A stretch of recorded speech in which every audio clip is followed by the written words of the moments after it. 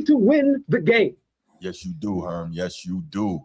What's going on? Welcome in. Welcome back to another episode of the Format Podcast Live. What's good, everybody? Transformer. What's cracking like it? It's been a long time since I started the show with you here with me, and now I feel whole again. What's good, brother? What's good? Hey, you know, man, life be lifing, but hey, man, you know I'm always here. I know it. I know yes, it, man. Sir. I'm here in spirit because every time you got to do the salute, you always remember, oh, man, I'm glad Transformer not here. I ain't got to do that old song. So it's just you and I today. Sneed's not going to be here, but we're going to hold it down like we've been doing, and we're going to give the people what they want, aren't we? Yes, sir. Yes, we are. We got a little football. I smoke rocks. I smoke rocks. No doubt, no doubt. Well, all right, let's get to it, man. We got a great show lined up for you guys. As always, we got some quick hits. We are going to talk some NBA playoffs, especially LeBron James about to make more history. I was about to say about to make history, but he's already done plenty of that in his amazing career. He's going to make more history. And the Joker is on the brink. Then we're going to talk about the Eastern Conference and why we're going to try to figure out why these series in the East are so much more competitive than they are in the West. And then finally, we're going to talk about which teams we think had the best NFL drafts. But before we get into all that, you know what time it is. Let's give a shout out to the channel members. We got to do that because the channel members play a big role in making this whole thing go, man. So Absolutely. Shout out to Coach T, a.k.a. Laker Nation, #1 channel member. So appreciate you, man. And right now he's over on his show, Be Ready Sports Podcast. I was just over there right before this, so wanted to show some love there. It's not that serious. What's good? What's good? Chief Sid Bubba, shout out to you for everything you've done for our great nation. Shout out for everything you do for this channel. And shout out to the boys from Annapolis. Transformer, hit it. Hit it. Okay. Anchors away, my boys. Anchors away. I hear you back there, BB. Let's go. Order arms. Oh, man, get the song, man. Transformer, hit it. Whoa. Oh, whoa. Could have said, drop that beat. Drop that. There you go. That's what I'm going to say next time. I'm going to say that next time. There you go. I'm going to say that next time. Baltimore Bruce was good. Was good. Steve, king of the chat. What's happening, my guy? Nino. What's up, Nino? Sneed got what you need. #1 contributor. Micah, D-Ross 881, and Red Wolf 31. Appreciate all of you guys. Thanks so much for your support of the channel. Make sure you like and subscribe if you're watching here right now on the live. Make sure you like and subscribe if you're watching right now on the replay. And of course, we know that if you're watching a show like this, you love sports and you talk sports with other people in your life. So share this show. Our goal is to make 10,000 subscribers before the end of the year. And we know that with your help, we can do it. Transformer, you ready to go? Yes, sir. Ready to rock and roll. Yeah, let's get it. Let's get it. So, you want me to start off with the quick hits? Oh, no, I got a quick hit. Okay, let's go, man.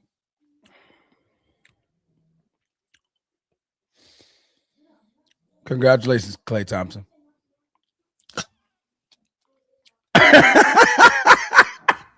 I did not see this coming. I did not see that coming. Okay. Boom, boom, Congratulations, Klay Thompson. Yes. Finally. Yes. You have I don't know if you guys are familiar with the song, but it's entitled WAP. Yes. Stands for Wet and Something Else. Mm-hmm, mm-hmm. And the two performers on that song, WAP, had an opportunity this year to date two premier elite, either present or former, sports all-stars. Yeah. One being Stephon Diggs, the other one being Klay Thompson. That's right. Both results ended the same way. Just down the trash, man. Down the trash. Both ended the same way. Mm-hmm. Hey, y'all gonna stop getting into these celebrity relationships, thinking it's all peaches and cream, when your neighbor's relationship ain't even peaches and cream. These guys are normal people. Normal people just with money. The more money, the more likelihood is going to be some type of other extracurricular activity going down. I mean, we see Mike Vrabel.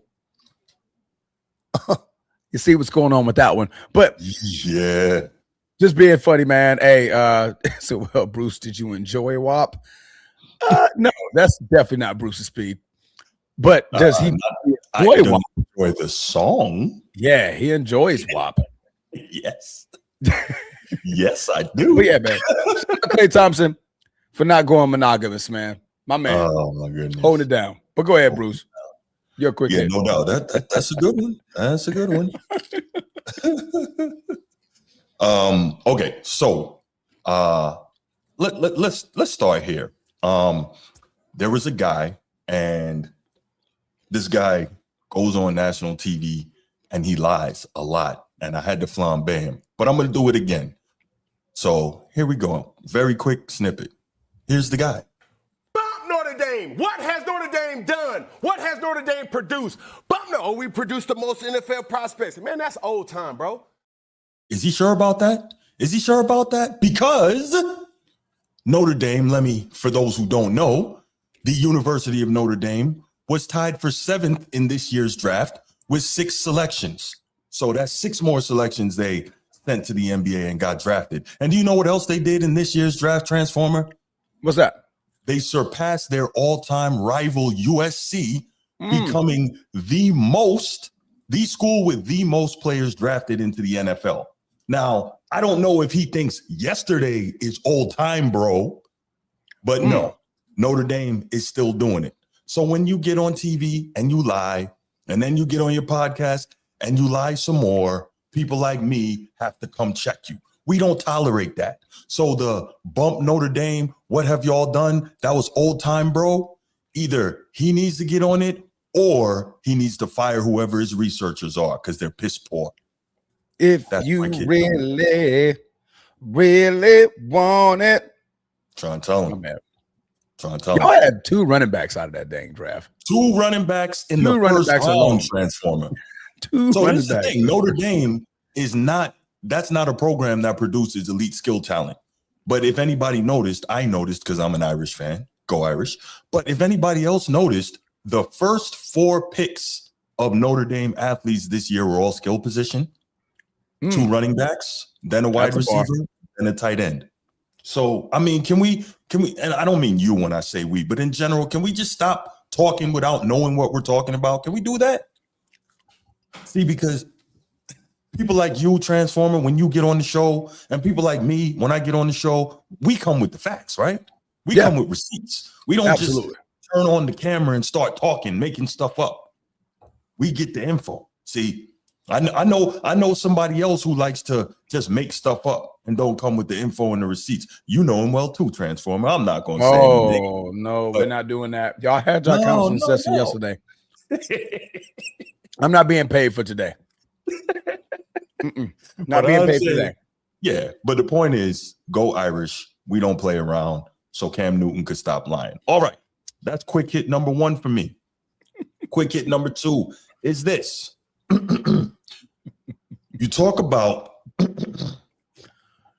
they say that somebody tweeted out, I don't know who it was. I don't know if it was a fan or a media member or what, but they said if and when, because it's very likely, LeBron James and the Lakers beat the Rockets and close them out tonight, right? Or even still, we know they're going to win the series, right? We know that. It's over. So when the Lakers win the series, LeBron James, who is currently tied at 187 playoff wins with the Chicago Bulls franchise, he will bypass the Chicago Bulls by himself in terms of playoff wins, which is an absolutely astounding accomplishment by one player. I got to give him his due for that. That's phenomenal. So somebody tweeted out or whatever that if he does that, that makes him the GOAT. Here we go again. If he does something else, it makes him the GOAT. But fine, whatever.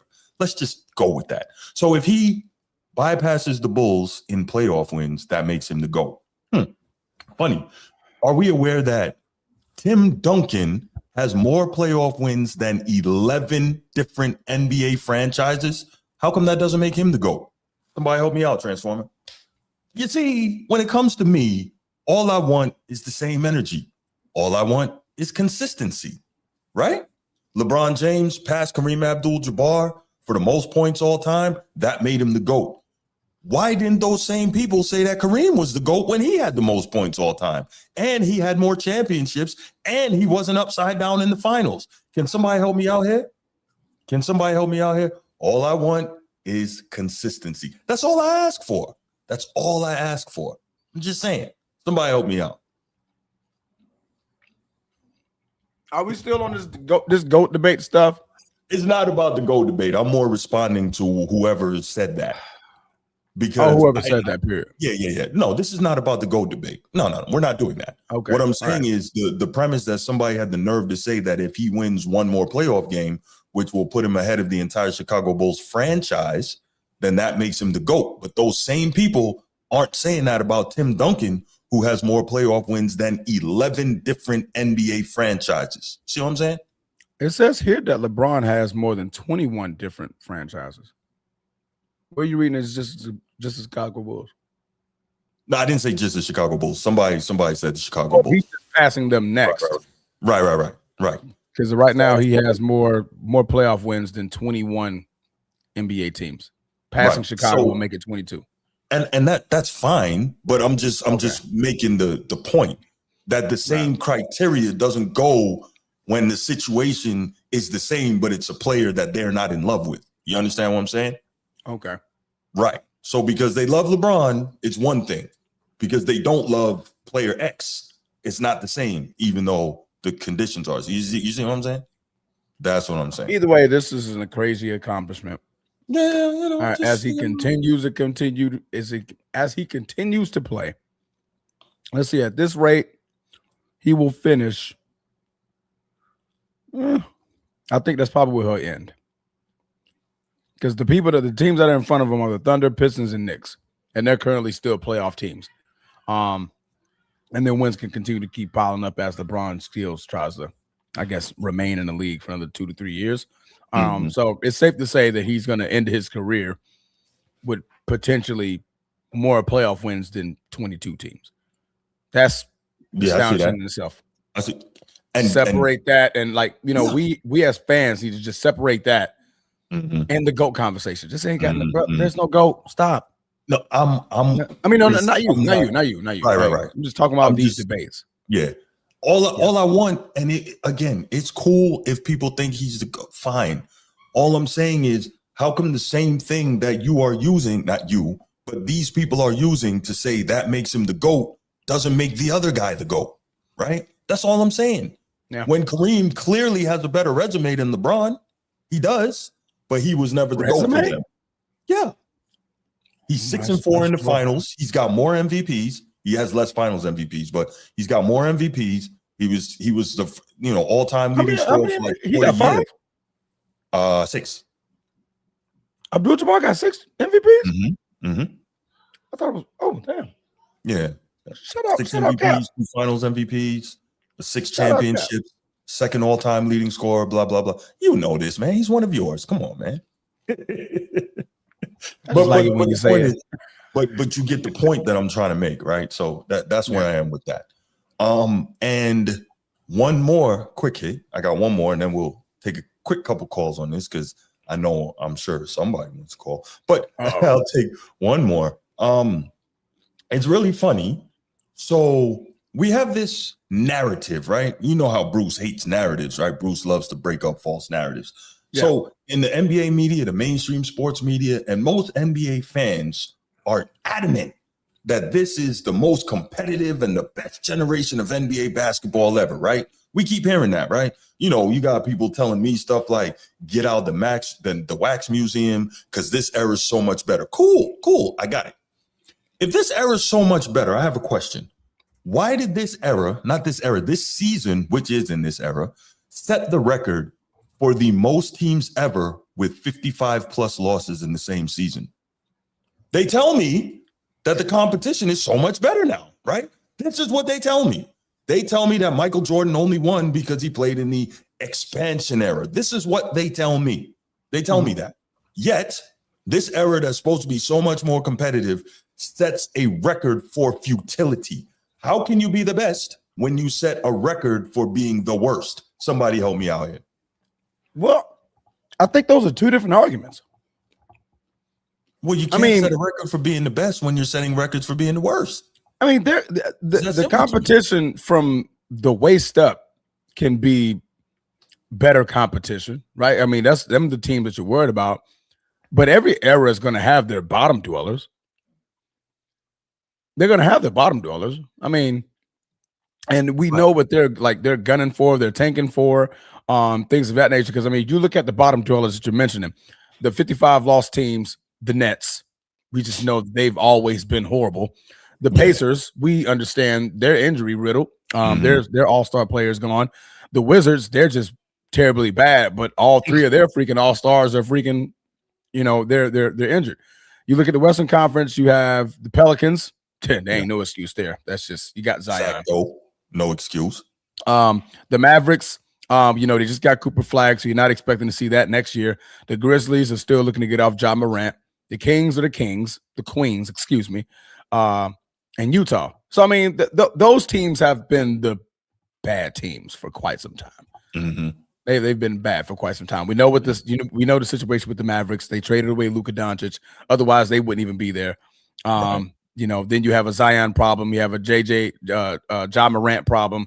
You have a Queens problem, and then you got a Utah problem. So, I don't think that the competition. One, I mean, it's hard to. You can't rank competition when the fields aren't leveled either. I mean, rules changed. Once rules changed, what do we talk? Like, there's no competition anymore. Right. The competition is not the same. The competition is not fair. The rules are different. The fouling is different. The defense is different. What offenses are allowed to do is different. Once you do that, stop wasting y'all own time and trying to compare two different things. So, watching an apple mature into a freaking orange, and now you got trying to compare this orange to an apple. Right. It's an orange now. Well, I can't. So, Transfer, my thing is I'm not trying to compare anymore. I'm responding to the people who say these things. Yeah. You know what I mean? And to me, you can't say you're the best when you're setting records for being the worst. Like, it's that simple to me. You can't. I don't know how these guys are doing that. But also it's more teams though. I mean, 32 teams. Yeah, but you have like, how do that many teams lose 55 plus games? That almost seems like it would be mathematically difficult to do, But I mean, what's that? 6, 7, 8? I think it's 8. I think it's 8 55 plus lost teams, which is crazy. So 1 out of 4. If my math is correct. 1 out of 4 what? Like a fourth of the team, a fourth of the league. Oh, yeah. Mm-hmm. What is it, 30 NBA teams? So, yeah, roughly 1 out of 4 is horrendous. Oh, I'm thinking it's 32. That's the NFL. Yeah, that's the NFL. Okay. So I smoke rocks. Mm-hmm. So, yeah, so a little bit over 4. Yeah, but that's what I got on the quick hits, man. I definitely want to, touch on some of those pause. Let's take a quick couple calls. You want to take a quick couple calls on these? Yeah, just do it. Let's get 904-219-8264, 904-219-8264. We'll take a quick couple of calls on the quick hits, and then we will get to these main topics because, well, listen, I can't wait, especially now for this first topic. Ooh, I'm excited. On the brink. You know what? I think we should just go ahead and let him call in. And he can open up the segment. Pause. Well, I said segment. So there's right. Nino, what's good, brother? Oh, hold on, man. My bad. Why did it disconnect from the roadcaster? Come on. Hold on, Nino. I'm trying to get you connected. My bad. Okay, there we go. Nino, you good? Oh, hold on. Dang. Nino, can you hear me? Yeah, I can hear you. Okay, there we go. All right. Pardon me, y'all. What's going on, man? What's going on, brother? I ain't want much, man. This ain't really too much about the quick hit except for the era. I just want to call for everybody else make excuses. I gotta say Bruce was right. Oh. A little bit of this era, we're gonna call it 50. I'm leaning me in. I didn't know Jokic didn't play no defense. And I'm gonna leave that. I'm gonna leave that right there. I watched some games. I watched them play the Lakers. I watched a lot of Jokic. And I really don't know where we missed it. That he didn't protect the rim at all. So I don't know. Sure, but it's not even just there. Nino. It's not just the lack of rim protection, and we'll get to it. It's the complete lack of man-on defense, and the fact that he's hidden by his whole scheme. The whole team got to play 4-on-5 the vast majority of possessions, but we'll get there. But thank you. I appreciate the call, bro. I just called to give it up. I seen the top. I didn't want to go too much in it. No doubt. I ain't going to make no excuses. I'm going to give it up. I appreciate that, man. Thank you. All right, you know. All right. We'll take one, maybe two more calls, and then we'll get right to it. Yeah, so man, I tell you what, man, it's not that hard to be honest here, man. Darn near we can find almost everything on the internet. It's not that hard. Literally, the world is in the palm of your hands. Literally. Access to the world is in the palm of your hands. That's a fact. Yep. There has never been any generation of people with more access to information than this generation right here. Never. Oh. And with high-speed internet, you can get it quick. Fast. That is correct. Hey, Gemini, find this out. Hey, Siri, right? Ask this. Hey, Copilot, ask this. Facts. Everybody has a Jarvis. We all wanted to be Tony Stark. Jarvis, right? Everybody has a Jarvis now. You know? That's a fact. Funny, where's Ed Dog, though? I think that's interesting because when I was talking about Notre Dame, he said, what did he say? Oh, my God, Bruce, let it go. Oh, no, he said, okay, when you were talking about him earlier. No, he said, oh, my God, Bruce, can you let it go? See, he wants me to let things go, but he can never factually refute me. This is what I always say. I don't care if you disagree. Just factually refute it. All right, let's go ahead. Let's take it to the next topic. You ready, man? You ready for this? Pause. Are you ready for this? Right. Okay, go ahead. All right, here we go. Oh, Lord. Here we go. Once upon a time, not long ago. All right. No, seriously. Man, we are having a very interesting, and I think in many cases, surprising playoff season, are we not? Yeah. We're seeing some things that we did not expect to be seeing. And the first thing, I think, no doubt, Woodage, I think the first thing that we're seeing that's super surprising here is the Denver series. We are seeing the Nuggets down 1-3 against the Minnesota Timberwolves. Now, that could change with the injuries, however, and we'll get to that. But I think the biggest thing that I think is a shocker here is how much trouble Rudy Gobert is giving Nikola Jokic, right? And there you go. There you go, young disciple. Facts. I think that, as we know, Rudy Gobert is a four-time defensive player of the year, four-time former defensive player of the year. That's going to be enough to get him in the Hall of Fame. A lot of people see him as an all-time great defender, et cetera, rebounder, shot blocker, man-on defender, all those things, right? But despite all of that, he has consistently had a hell of a time dealing with Jokic, right? We know Jokic is one of the most offensively talented bigs, you know, he is the most offensively talented big in this era, right? Yeah. I'm not even going to bring up the other guy because the other guy can't bother to stay on the floor, so whatever. I mean, Joel Embiid, if you guys didn't know. Am I right, though? No, you're absolutely right. I used to cape for Embiid. Can I do that anymore? I cannot. No, we can't. I used to cape for Embiid. There you go. So he got nothing to cape for. There you go. Joker is clearly Joker is one of the best bigs in the league. It's like him and Wemby now. But the point is, Joker is a guy that his offensive toolkit is very deep, I'd say, at the center position. We saw him about a month and a half ago now. We saw him give Wemby the business pause on national TV. Really, you know, Wemby took the assignment and Joker hit big shot after big shot after big shot to, you know, shoot him and the Spurs down. So we know that Jokic is very, very capable of doing that even against, you know, elite defenders. So respect due. That said, excuse me, we have seen in this series, Nikola Jokic have tremendous difficulty so far against Rudy Gobert. He's shooting about 37% from the field, if I'm not mistaken, which is like insane, right? Because one of the things that Jokic gets a ton of credit for is one of the things that he gets say again? Efficiency. Absolutely. One of the things he gets a ton of credit for is efficiency. Salut, Ferouz. So he gets a ton of that, and as he should, right? Because this is a guy who's like consistently like 55, 56% from the floor, like for entire seasons. Yeah. And that's something that I don't think we've seen that since like Shaq and Kareem, right? Obviously, we know Shaq super elite in field goal percentages because he was booming on everybody's head.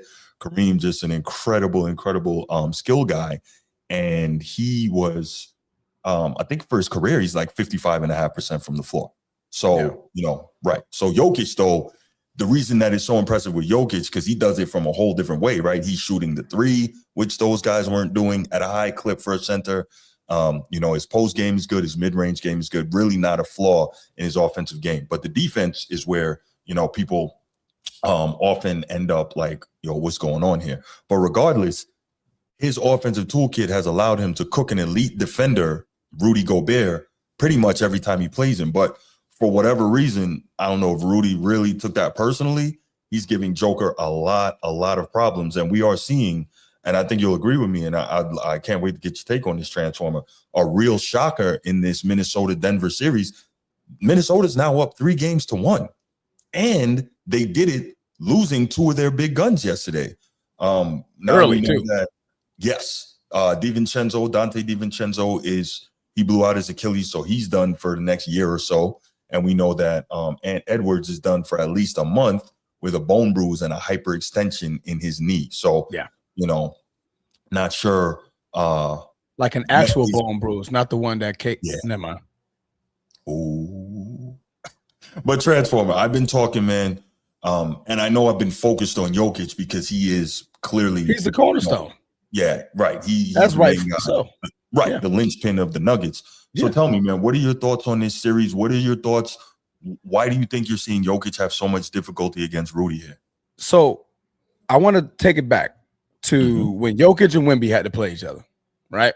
A lot of back and forth, and Jokic, he really put it on Wemby, right? I think he had 41 or something like that. It was like 40 points, like 12, 13 rebounds. It was something crazy, right? The difference between what Rudy and Wemby is doing, this doesn't make Wemby any less of a defender because Jokic did what he did. Right. Wemby's also exhausting a lot of energy on the offensive end. True. Rudy don't got to do that. No, he doesn't. Rudy has one assignment. One job. Right. One job. I am to bully Jokic all freaking night long. And boy, is he taking advantage of that assignment. I think they're taking a chapter out of the 2020 bubble book of the Los Angeles Lakers. On what the Lakers did to Jokic in that series. They just bothered him. Pesky. Throw the big bodies at him. Throw the big bodies at him. Rotation. They're not even sending double teams. Rudy Gobert is sending the double team away. Right. Like, no, get with it. No, I got him. I think Minnesota understands, like, okay, Rudy, you're a 4-time defensive player of the year. Yes. You take this assignment. If he scores, he scores. But when you double team with Jokic's elite court vision and passing ability, he'll make you pay. There you go, Transform. He could pass. So that's what's working to the advantage of these guys. And Minnesota, man, for the last couple of years, and this is why I didn't like when people counted them out early in the year, and even when the postseason started. Minnesota's been to the conference finals twice. They're battle tested, right? They just kept running into better teams who eventually ended up winning the championship, right? But these guys are battle tested. They got a nice bench, nice coach. You're led by Anthony Edwards and his ferocious, like that tenacity, that mentality.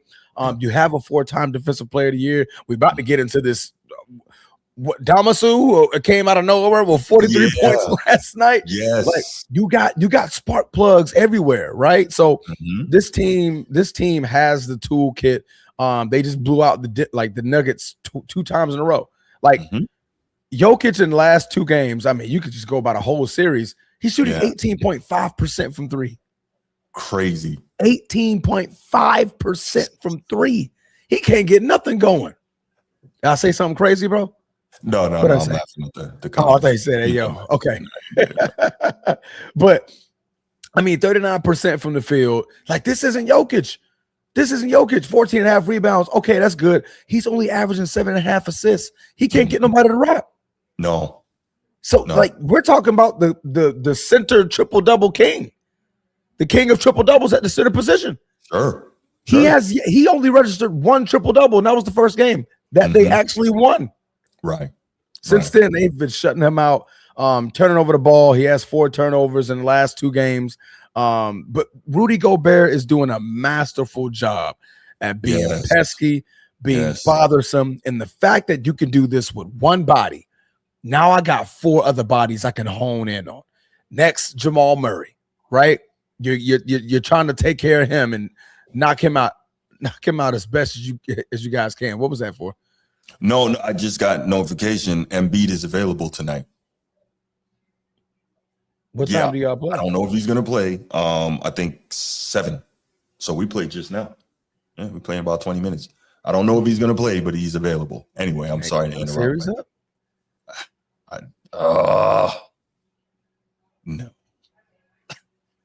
No. You know what? I need a big game from Tatum tonight. I'll be Tatum. What would piss you off worse is that the mere fact that you literally just said, "Yeah, we can't talk about him no more. Not available." All of a sudden, he drops 40 tonight. Yeah. It's like, no. That would be crazy, wouldn't it? That would be crazy. It's like he heard the podcast and was like, you know what? No, I'm showing up tonight, and I'm gonna do it against his Celtics. He stopped believing in me. I'm gonna destroy his Celtics. That would be crazy. Right. That would be crazy. But back to Luka. I mean, not Luka. Back to Rudy, man. Rudy's just doing his job, bro. He really is just doing his job. And you can ask for nothing better than that. I mean, obviously, now this series can honestly, it can go either way. We could see another down from 3-1 chase down. Yeah. Right. When you lose Anthony Edwards and you lose DiVincenzo, that's a tall ask, right? Yeah. But the thing is, Aaron Gordon's also hurt. So he hasn't been playing relatively well. So you're just asking Minnesota, one game. Give me one. Give me one game. And we get to go on and play the Spurs. Because the Spurs are officially up 3-1. We get to go and play the Spurs. Let's just do it. But yeah, man, Rudy's doing a masterful job, brother. No, he is. But here's the other thing, right? Here's the problem. And this is kind of what Nino was pointing to on his call-in just now. It would be one thing if Jokic just wasn't shooting the ball well and struggling offensively, right? What do all the other great centers of all time do when they're struggling offensively? Concentrate on what? The glass and defense. Okay. So that's the problem. When Jokic isn't playing well offensively, there's nothing else for him to do because we know he's not going to defend. We know he's not going to protect the rim. We know he's not going to man up. So it's like, well, okay, now what do we have? You know what I'm saying? And that's the problem. See, people think I hate Jokic. I don't hate Jokic. What I hate is the narrative that comes with him and the passes that he gets that no other great all-time big ever got. That's my problem. That's what I hate. Yeah. I don't hate Jokic. Don't know Jokic. Yeah. Don't care about Jokic. But that's what I hate. Jokic is really a 4. He's really, really good. He's great. He's a 4. He's great. But the fact that no other all-time big gets a pass for not playing defense, and he does, that bothers me a lot. Yeah. Then you got people who should know better out here talking about, oh, he's the greatest center ever, and he may be the GOAT, and he may be the greatest offensive player ever. Like, what are you talking about, Stan Van Gundy? What are you saying? No. Come on, man. Yes, I did, Joe Long. Man, yes, I did. That boy Shaka put Jokic in a freaking box, a casket. But no, he wouldn't. No, he wouldn't. Him in a casket, bro. No, he wouldn't. Transformer, he wouldn't. You know why? Because they'll hide him. They'll make Aaron Gordon defend him. Aaron Gordon is getting put in a worse basket. He won't get right, but they'll never let Jokic do it. Think about it. Yeah. No, Jokic getting murdered all day. He's not defending any quality. All Shaq is going like, oh, ball. Ball. Barbecue chicken. Hey, bro. And if you and Eddie, I know you about to be like, man, but 4-time MVP. Go look at Shaq's highlights and then come back and have this conversation. Just look at him move. He just can't. move people. He won't. 2001 Lakers. He's just moving Jokic out the way. Jokic is about what 280. That's not even nearly heavy enough. That's the Wax Museum. It's not nearly heavy enough. Here goes the other thing, though. In fairness, when it's taking Jamal Murray 25 shots to get 30 points, that's not delivering the help Jokic needs either. Now, Aaron Gordon, I'm going to give him a little bit of a break because, he's been injured for a while. So he's coming off of injury, has to pick up all the defensive assignments, and is still expected to give, 15 to 20 points. Like, I don't know how you expect that. Tim Hardaway Jr., 10 points on 3 of 10 shooting. So we can't put this all at the feet of Jokic. He did need more help from his teammates here, no question. And then think about that also, to your point. Name me one person on that starting lineup that's an elite defender. On the Nuggets? Yeah. Aaron Gordon. He's the one. That's it. Yeah. And he's hurt. So right now he's not an elite defender. Right. So Cameron Johnson, good defender? Yeah or nay? Yeah. No, he's not. Nikola Jokic, good defender? No. All right. Jamal Murray, good defender? Christian Braun, good defender? Minnesota can get whatever they want. They can literally get whatever they. Yo, hold on, Wilson. Blue, are you okay? What just happened? Blue.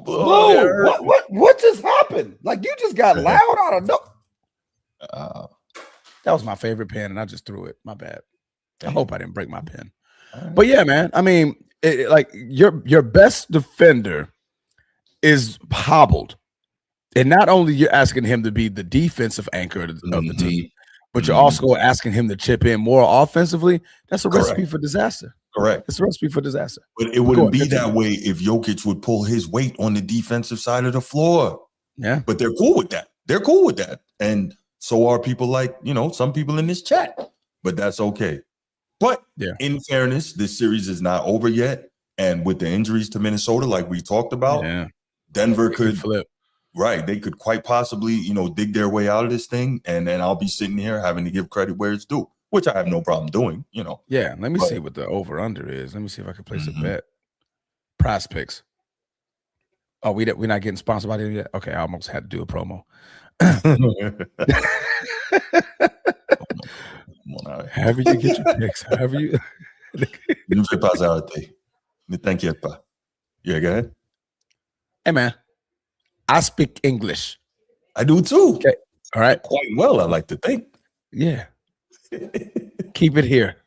My bad. Where are you from? Morocco. Yeah. Beautiful. Yes. Indeed. Have I been? No, I haven't been to Morocco. I've never been either. Yeah. I'll come out there. How's Morocco? I speak French, baby. Nice. Oh, you go, girl. Oui.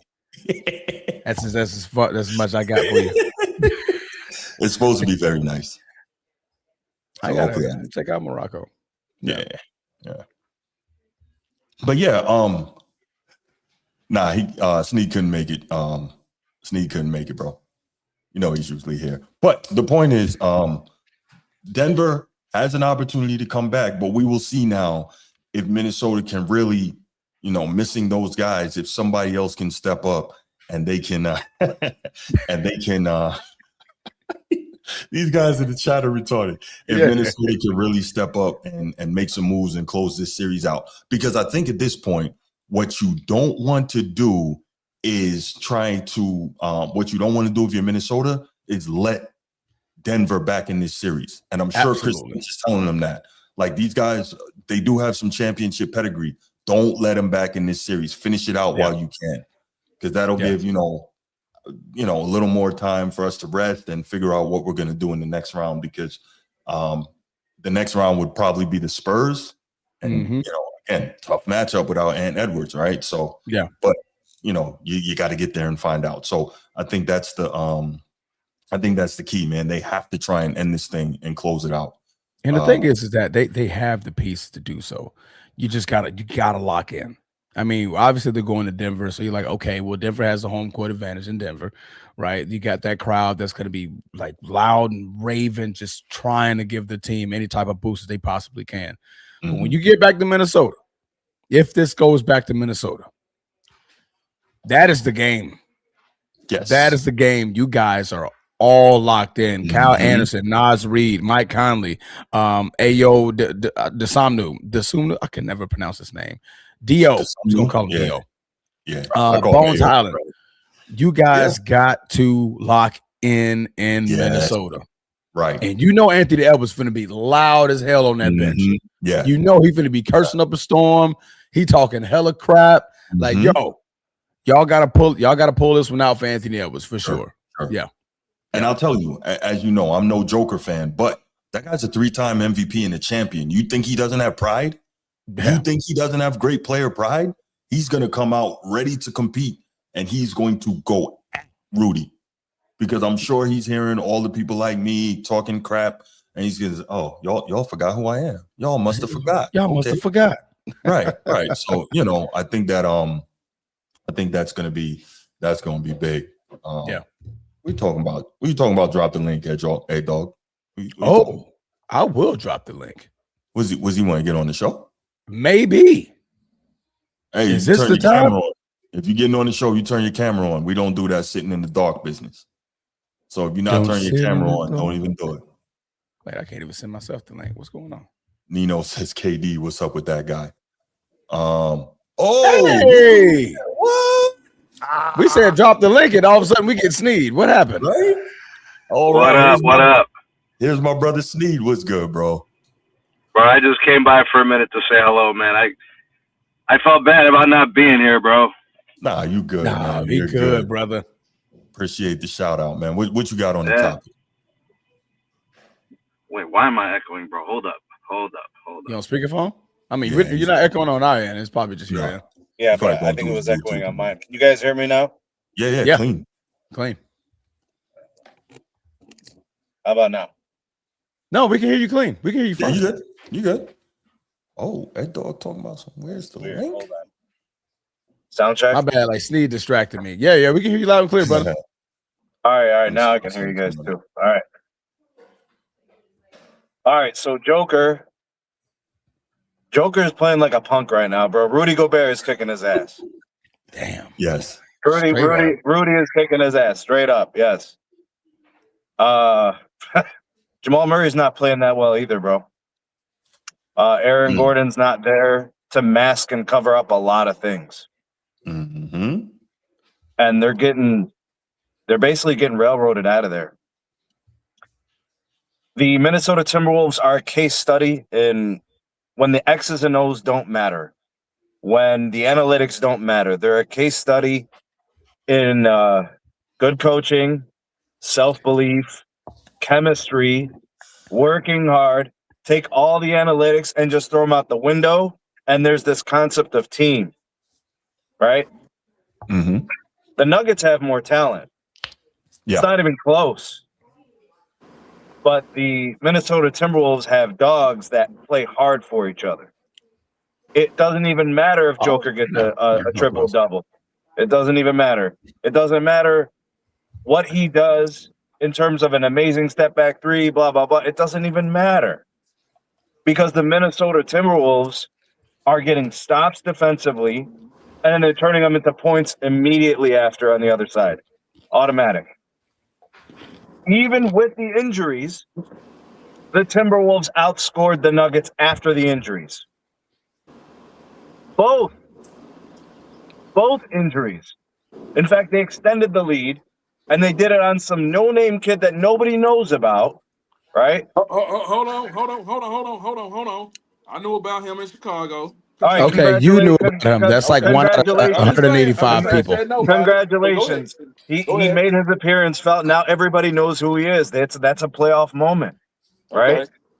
Okay. So here we are talking about Joker and how amazing he is, which he is amazing. But I just want to mention this one thing about him, and it's getting exposed. Forget the defense for a second. Do you know when Joker showed the most heart yesterday? At the end of the in game. the last 5 seconds of the game when it didn't matter. When he got ejected. Okay. Now, So wait I'm a gonna minute. just go ahead and say it. Hold on. No, I gotta No, you finish. gotta let him finish that. Let him finish that. Let him finish. Let him finish. Hold up. If you think that's cool to do, to act like a petulant child like that, then you're worse than he is. Okay. So we're not gonna play that game, Eddie. You're gonna come here and be an apologist. Get the knee pads out, Bruce. Activate knee pads. Go ahead. No. Activate knee pads. No. That's no. Hold on. Wait a minute. So let me ask you this. Sneed. So let me ask you this before we go any further. The game that Bruce, you might remember this. Yes.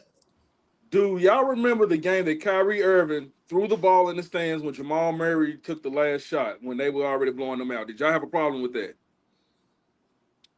I actually don't remember that. I remember the game where Kyrie threw the ball in the stands when he was in Boston. Yeah, I think I remember that one. That, to be honest, do y'all have a problem with that? I just said I don't remember. Steve, do you have a problem with that? I don't know what you're talking about. Okay, then, but you only talk about when it comes to Joker. But anyway, hello, fellas. I see where this is going.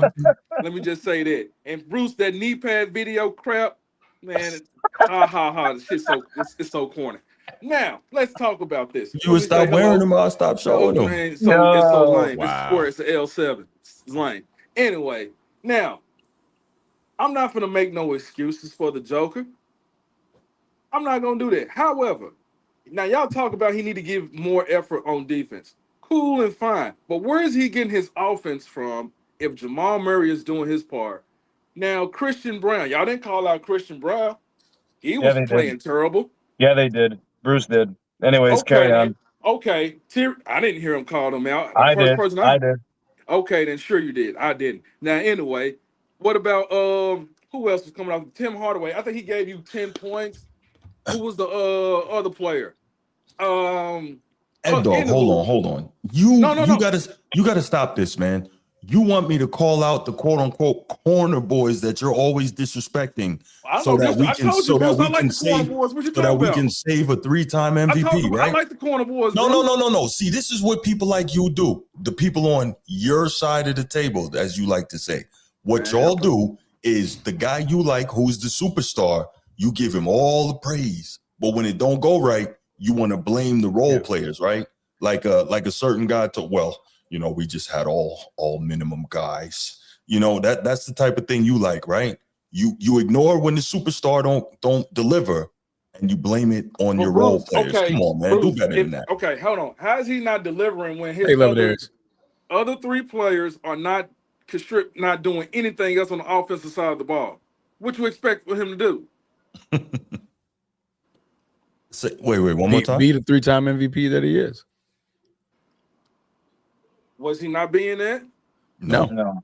He's shooting 37% this series and 18% from 3. How is that being the 3-time? What was the assist per game transformer? 7.5? 7.8. Yeah. So 7.5. That's not Jokic. You know that, and I know that. Hey, Bruce, did you get the clip? Bruce, did you cue that clip from the conference, the presser? No, I didn't. You really should cue up that clip so Eddie when he looked down. Take a look. Yeah, he looked real. Yeah. What clip was that? When he was all upset after the game when they were, asking him, and he looked all defeated. It's pretty bad. Joe is stupid. Anyway, like I said, there's no excuses, man. But let's just be honest here. I mean, hey, it's win. Well, of course they at home. They have to win this next game. They have to win all of them. Yeah, they have to win all of them. They can't lose again. Right. They can't lose again, of course. And then this conspiracy about anybody who wears the number 0, they always have an injury with an Achilles. I mean, that's so crazy. Yeah. You know what I'm saying? Yeah, it's coincidence, I think. Yeah. Anthony, I saw that play when he hyperextended his left leg. I know they say he's gonna be out for like a couple of weeks. But the kid that's from Chi-Town, he was coming off the bench. That was absolutely marvelous. Yeah, that was 13 for 17 from the field, 5 for 5 from 3, 12 from 12 from the free throw line, 43 points in 42 minutes. You scored a point per minute. That boy good. That boy had a night. Boy, good. That boy Yeah, good. 'cause I Nobody can't say there's a fluke. else on the team scored more than 20 points. Bro, I can't say. Listen, he was casually walking into 30-foot bombs, bro. Yeah, I wouldn't consider him as a fluke because I think one of those games he had gave you like 25 or more points. Thank you, baby. I think On a bench roll. On a Yeah. bench roll. Like Yeah. he might start now, maybe Chris Finch is I wouldn't thinking. want to start him. I wouldn't do that. I would still Yeah, I have him wouldn't coming start off the bench. I would Here's have why Mike he Conley might. start. Here's why he might start though. You lost and DiVincenzo. That's your two Yeah, guards. it's tough. So Yeah, he might have to play. I'll put Mike Conley and Bones Highland in them two spots. Yes, Man, Mike that's what I Conley, would you're do down too. bad, bro. If you got to start Mike Conley, you're down bad. Yeah. You I got just need him Mike to hold Conley it down is for 37 5 years minutes. old. And then let's also remember Denver Nuggets big man. I forgot his name. He got traded. Valanciunas. After this game 2, it's been a wrap. He's not been back in the game since what the stuff that he did in game 2. So Yeah, getting fried on that bench. yeah, They say don't even let him stand during timeouts. Like, no, you sit down. Yeah, because he's terrible. So, and then of course, Aaron Gordon, man. I mean, look, bro. Yeah, what I'm saying, that's the Denver Nuggets' best defender and everything like that. But you also got to remember, Christian Brown is not giving you anything. He's been in the game doing cardio. Hell, they Julian, I forgot the other kid's name that's coming off the Denver Nuggets bench. Julian Strouder. Yeah, him. Then also, hell, Peyton Watson, he's been injured with his hamstring. Yeah. So there's no excuses being made, Mr. Bruce Hope. Yeah, whatever, man. You can I stole that from you, and be glorious and everything like that when the Joker gets put out, because I already know I'm gonna get harassed by you and everything. Oh, definitely. Oh, yeah. Yeah, see? So I'm gonna blow your phone up. Yeah. Yo. Yeah. Look here. Hey, look, real talk, Eddie. Yeah. I didn't have a problem with the outcome. Like, you play the games and you live with the outcomes. But when I saw Joker sprinting to go and attack McDaniels over what? Because you're getting punked out and you can't handle it? Wait a minute. No. Hold on. So you don't have a problem with somebody doing an unwritten rule. You do not have a problem with that at all. Bro, that's the playoffs. All that shit's out the window. I don't give a damn. That game, there's time on the clock. You play. If you feel embarrassed, you should have did something about it for 48 minutes. That's right. Instead, you look like a bitch. Hey, yo, Ed Dog, question. Why Joker don't sprint like that on defense? Right. Ooh, I knew that was coming. Whoa, hold on, wait a minute. Right. Hold on. Do you remember what he did against San Antonio Spurs when he was sprinting? No, we're talking about now. That one, right? We're talking about now. Nah, he talking about he don't sprint like that on defense. When He they doesn't. played You know against he the doesn't. Spurs, You know he he was doesn't. sprinting. Now, then when he played against the Lakers, was he not sprinting? Nope. Neither. Sprinting against Why who? you trying to be funny with them lame, corny jokes that you got? I asked you a simple question. I wasn't making a joke. Yeah, you was making a joke. I wasn't making a joke. Everybody knows he doesn't defend. You're being disrespectful as usual. And now Did they do suspension? Drinking the Capilot Kool-Aid now. And here he goes. Did your boy get suspended? Who? Did your boy get suspended, Eddie? What? Did your boy get suspended? No. All right. Why would he? I don't know, man. They were talking about there's an investigation going on. I don't know. That man ain't get suspended. That man ain't finna get suspended. Jokic for pushing? No. See, real talk. He'll probably get a technical foul, but damn, that's it. You know why Jokic acts like that? Real talk? Because he got his two big goon brothers. Like, so he's like, massive dude like that because I don't have to worry about it. Yo, Transformer knows these type of dudes, bro. Dudes like Joker's brother, bro. They're not normal humans. His brother's like 6'4", like 560, bro. Like a mountain dog. Yeah, those are the guys that pick up those giant concrete boulders and throw them over the fence, bro. Bro. That's what those dudes doing. Okay, so they actually take care of his horses. They move the horses themselves. They don't need trucks. Yes, just move the horses. Right, so I said what I had to say. I showed up. Bruce, and whatever. Sneed, whatever. And Transformer B, I love you and all that. You know what I'm saying? Right here, Ace Boom Coon.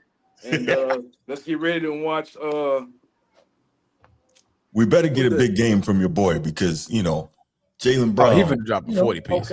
Okay. Bruce, we're not gonna do that. We're not gonna do that. What? He already gave you that the last game. Hold on, bro. Tatum has been good.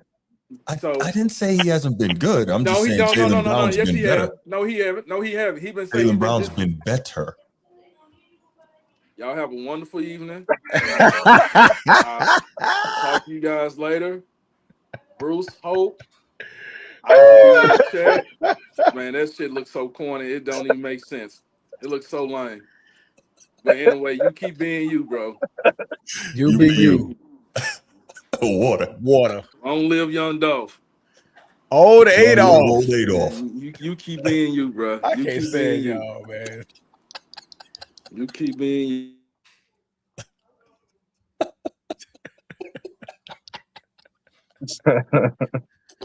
Oh boy. Oh man, Ed Dog. I knew Eddie was gonna do it, man. I knew he was gonna do that. I knew it. It's all good. It's all good. But yeah, no. His brothers are like they know where to bury bodies. They know, do. right? Them dudes are savages, man. It's neat. I don't know if you heard when Transformer and I were saying this earlier. For all the crap we're giving Denver and giving Jokic, this is now an attainable series. Because I was saying, if you're Chris Finch, you have to be telling your team, close it out now. Don't give them hope because there's still championship DNA on that squad. There's a chance, but it's so remotely small. You know what I mean?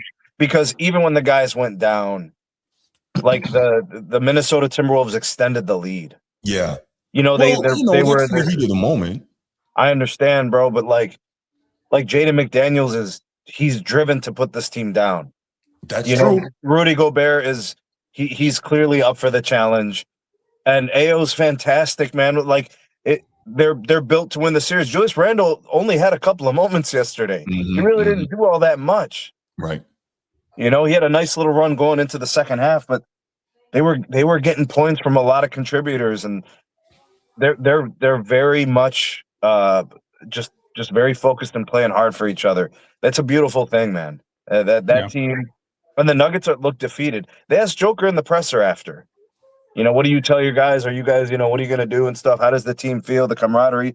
They said, do you guys still believe you could do it? And he said, yes. And he looked down at the ground because he's lying and he can't even face them when he tells them that because it's not true. They looking around like, who's going to defend these guys? Gordon's not there. Jamal Murray's shooting volume, but poorly. It's like we talked about that too. 25 shots to get 30 points. Like, I think the key here is you just got to control one of those guys, either Murray or Jokic. If you can control both, all the better. But you control one of them, and you can beat this team. And I'm telling you, Minnesota has to be saying, finish this guys now. Do not let them back in the series. Yeah, remember what Rudy T said, right? Yeah, if Denver wins this game, then it's possible. Right. It's definitely possible. I say the chance is so remote. I'm going to say 1%. If they win game, it's more than that. If they win game 5, then I'll give them like 5% or 10% chance. Mm-hmm. I'm not swaying. The only time I'm going over 50% is when it's a game 7. That's it. Mm-hmm. That's it. Until that point, it's still low probability. Anyways, I got to bounce, guys. I just wanted to say hello and see everybody and, show some love. And for whoever was talking shit in the live chat, they can go to hell. Talk that talk, Steve. Appreciate you, brother. Salam, man. Be safe out there. Absolutely, man.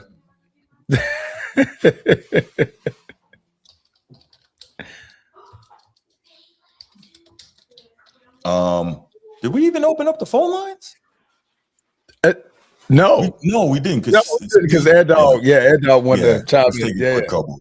904-219-8264. 904-219-8264. I mean, technically, that counted as opening up the phone lines, right? I mean, I guess so. Okay. Okay.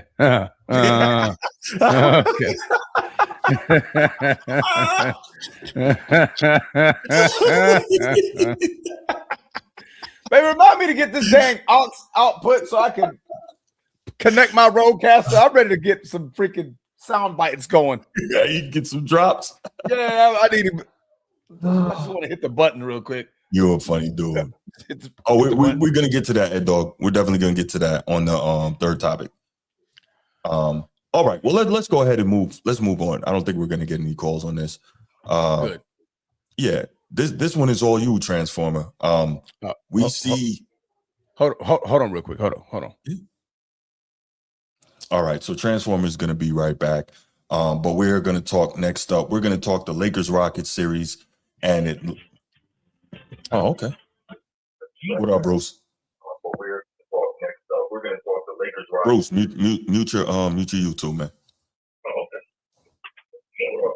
I'm sorry, bro. I'm gonna be brief. I'm sorry. I tried to call in, but It's all good. Yeah. Just mute your YouTube. You're so fast on the draw, Bruce. You ain't got no patience. That's one thing I learned about you, brother. Hey, if man. it ain't within a certain time, you're moving on. But that's also a good thing. You don't procrastinate. There you go. So there's a thin line between patience and procrastination. So fair enough. I'm gonna be real quick. What you got, man? I want to say this. Denver, Minnesota always been a matchup nightmare for Denver. They knocked them off 2 years ago to get to the West Conference Finals. Remember? They did. That's right. It's just a bad matchup for Denver.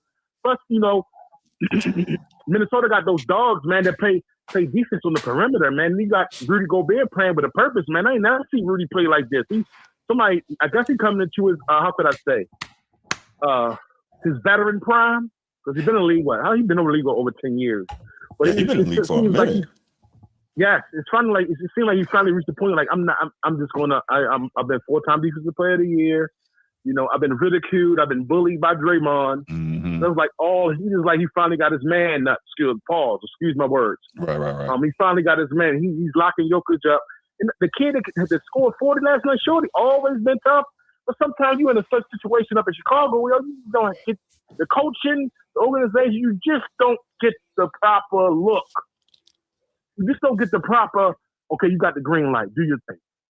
Plus, he's tough on both sides of the ball. That's what makes me like about him. He's going to lock up and then Bones Holland.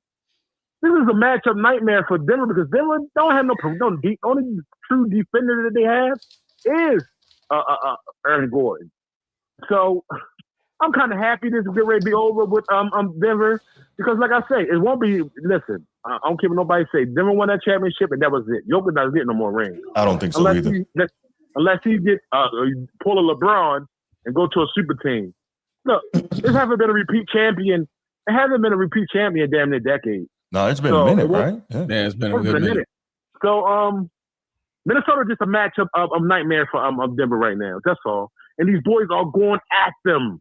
Mm-hmm. They taking the ball to the rack. And shout out to Jaden McDaniels. He's moving. He's taking up to he always thought he was an all-star level defender player, but he's taking up to one of the best two-way small forwards in the league. He's playing well on both sides of the ball. He don't smile. He takes smart shots. And he's right. I don't want to get it to you. He's efficient, but he plays good defense. And his IQ is smart, good than people give him. Yeah, man. Bones. And I shout out to Bones Holland. Look, he packed on about good 10, 15 pounds. Bones fan better. Rudy, got some meat on them bones. Yes. And let me say this now: if Denver gets this win, it's gonna go 7. It's going to go 7 if Denver get this win at home. I can see that.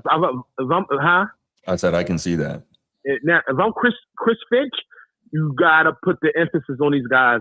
Let's get them out of here. Same thing with the Lakers later. I'm not going to get into the Lakers conversation. I'm probably going to talk about that in a little bit. You got them down. You got them while they down. Kick them while they down. Don't have no empathy, no sympathy, So if I was him, Chris Finch, you got to pound that emphasis and they here. You got to get it over with because they get one. Yeah. That's all I need is one. That's all you need. You think Jokic's going to continue to struggle? No, I doubt that. I don't think so either. I think you're right, Bruce. You've been, you're spot on. They got to get this. Now, if they get this one, it's going to be scary. Mm-hmm. That's when the doubts start to set in. That he had him. We should have knocked him off. And right. At least we going back to Minnesota. Mm-hmm. But that don't mean nothing in the playoffs. No. Other than that, man, man, this is a matchup nightmare for Denver. They got Minnesota got their number. And one thing about you, Jokic, right? Jokic went after my man Jaden McDaniels. Jaden McDaniels say I saw as a big man running towards us. Hey, Jokic, You sprinting like that, goddamn, brother. Get back on defense like you need to. There Play you better go. defense. Going to sprint hard down the court like that. There you But go. Jokic's always been like that. He's not the guy to antagonize people after they win and do stuff like that. That's why I think he rubbed them the wrong way. You know, Jokic did that to Ant 3 years ago when they did him the first time. Ant talked his shit and antagonizing them, and he said they had a little scuffle or whatever. So Jokic's big on respect, I guess. I guess he's. But hey, man, you got to play to the whistle. All right, boy, hit your boys back. All right, brother. Thanks for the call, man. Right. Absolutely. Yeah, I already know Bruce gonna have something to say. Already know.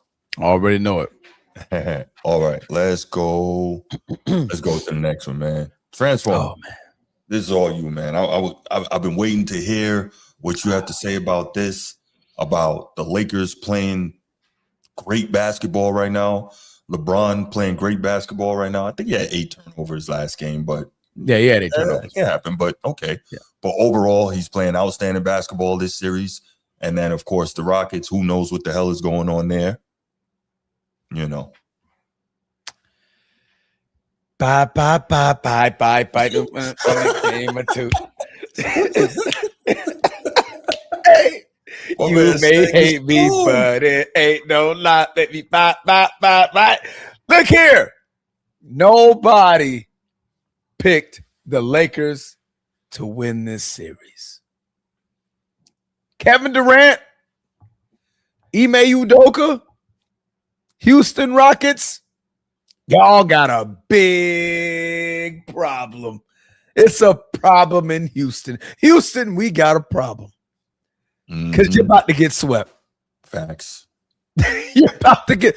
Not only did nobody pick the Lakers to win, but a sweep for them to end up getting swept. Yeah. And now Kevin Durant wants to go hiding. Let's address that. This is where Snead needs to be here. Tell him. This is where Snead needs to be here. In fairness, and YD said this, and he's right. If this was LeBron, everybody would be getting on him, despite all over the fact that he's 41. I would like to think I would understand. Okay, he's 41, but nah, people, myself included, would probably be giving him the business pause. So we got to keep the same energy. And KD is pulling the coward move right here. Go ahead, bro. I'm sorry. This is probably the second biggest downfall in KD's career. Because this is atrocious. All of us, you played the entirety of that second game. I didn't see him limping. Did you, Bruce? I did not. I ain't see nothing going on with him. Now, granted, you can roll your ankle. I've seen a lot of rolled ankles. Matter of fact, I think Jaylen Brown had one last game. He looks like he's playing.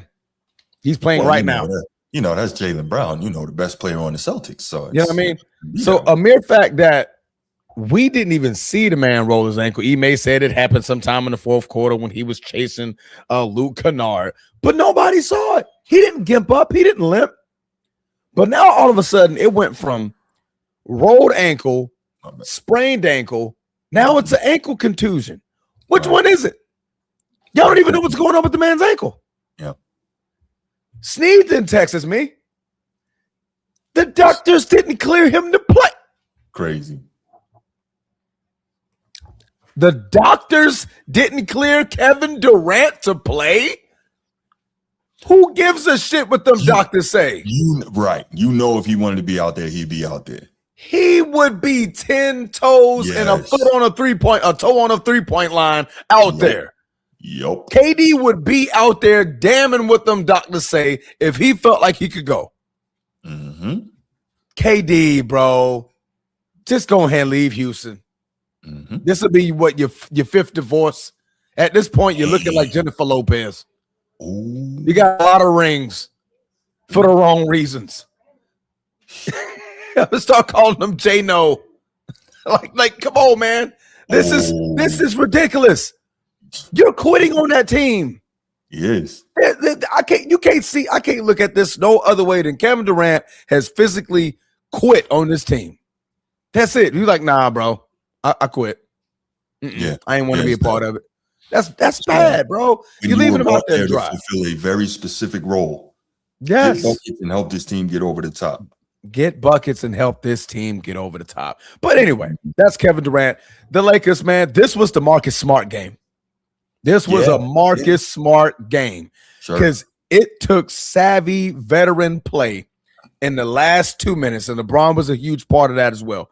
It took the savvy last 2 minutes for them to send this to overtime, for you to just walk into overtime. Out of all players who looked exhausted, LeBron wasn't one of them. Isn't that crazy? Sengun was gassed. Yeah. Sengun was incredibly gassed. When I saw him go, when that bottom lip starts to shake, it's a wrap, bro. It's a wrap. Right. It's a wrap, dog. Yeah. I don't care how you put it. It's a wrap. Ooh, Embiid back, right? I see Embiid. Yeah, you know what I mean? But that was a wrap, man. Marcus Smart, savvy play, savvy veteranism, just tenacious on defense. Obviously, Bruce, you saw him as a Celtic, and you saw it front row, front and center a lot of the times. And now, this was where Marcus Smart, that last name clicked in very, very well. He made some smart, tenacious plays. LeBron James picking the pocket, kicking a fast break, knocking down a big shot to tie the game up, to send it into overtime. Clutch basket. I don't care who cares, but sends it to overtime, and then in overtime, the Alpha Dogs won. I mean, they just put it to bed. Sengun, I don't even think, did he even have an attempt in overtime? I don't know. We have like 33 in the game, but you know, what does that matter when in the most important, times during the game, either they can't get you the ball or you don't have the energy to get it or you can't convert. That's tough, man. No, it really is. This is come playoff time. These are the things we talk about, right? This is what matters, is getting it done in those kind of moments. So can't give him a pass. Can't do it. Not like Sengun, but no. Think about it. Without KD, you're the guy that your team is counting on to step up, and you're not getting it done. So correct. Again, man, Houston Rockets dominating offensively. We can't stop this offensive glass problem for nothing. I mean, this game was the lowest of all the games, but we were only out offensively rebound by 9. So, it's not double digits no more. So I guess that's some progress. But the Houston Rockets had 19 more attempts at the basket than we did. 19. Veteran play pulled this off. Turnovers, we had 21. But again, veteran play pulled this off. Fast break points, 9-15. Houston favoring Houston. Smart veteran play pulled this off. The Lakers knew they had to win this game. If you want to put this series to bed, Game 3 was a must-win for them. No, I think even hypothetically, had they lost, which obviously they did not, but even if they did, they are well in control of this series. I don't think.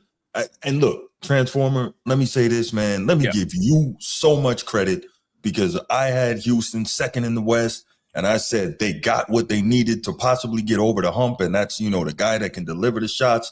And you, as soon as Van Vliet went down, you said, oh, it's over. It's a wrap. I'm like, no, they're going to be fine. And boy, were you right, because now this is going to be such a disappointing season. And I hope Ime doesn't get fired over this. But I tell you, he shouldn't. No, I think a big part of this, obviously, KD is not delivering what he was brought there to deliver. But also a big part of this, can we put some blame on the Rockets front office? Tell me, Fred VanVleet has been out all year before the season started, Transformer. Before the season started, and at no point did you get a point guard that can organize the offense and get the ball where it needs to be. At no point. So now you got KD out here trying to run point. You don't have Reed Shepherd doing it because you don't trust him to do it against, the pressure defenses of the playoffs. So now you got KD trying to do it. This isn't good. The Rockets front office really, really needs to be held accountable for this. But of course, they won't be. But it's terrible, man. And no, man, it really is. Yeah. And let me also say this. I'm pretty sure I said it before, but let me say it again. We got to give credit to LeBron for how he's playing. Now, I don't like all the hyperbole that's coming around it. Oh, he wins this series, it's going to make him the GOAT, and this and the GOAT. And, oh, he's the first to, right? Oh, he threw an alley-oop to his son, who shouldn't even be in the league, but that's a whole different thing. But the fact is, LeBron is playing fantastic basketball, and I've got to give him his due for the way he is playing in this playoff series. Now, who knows Get my what wife her jersey back going forward, but he is balling out. So respect due, man. I got to give it to him. Pause.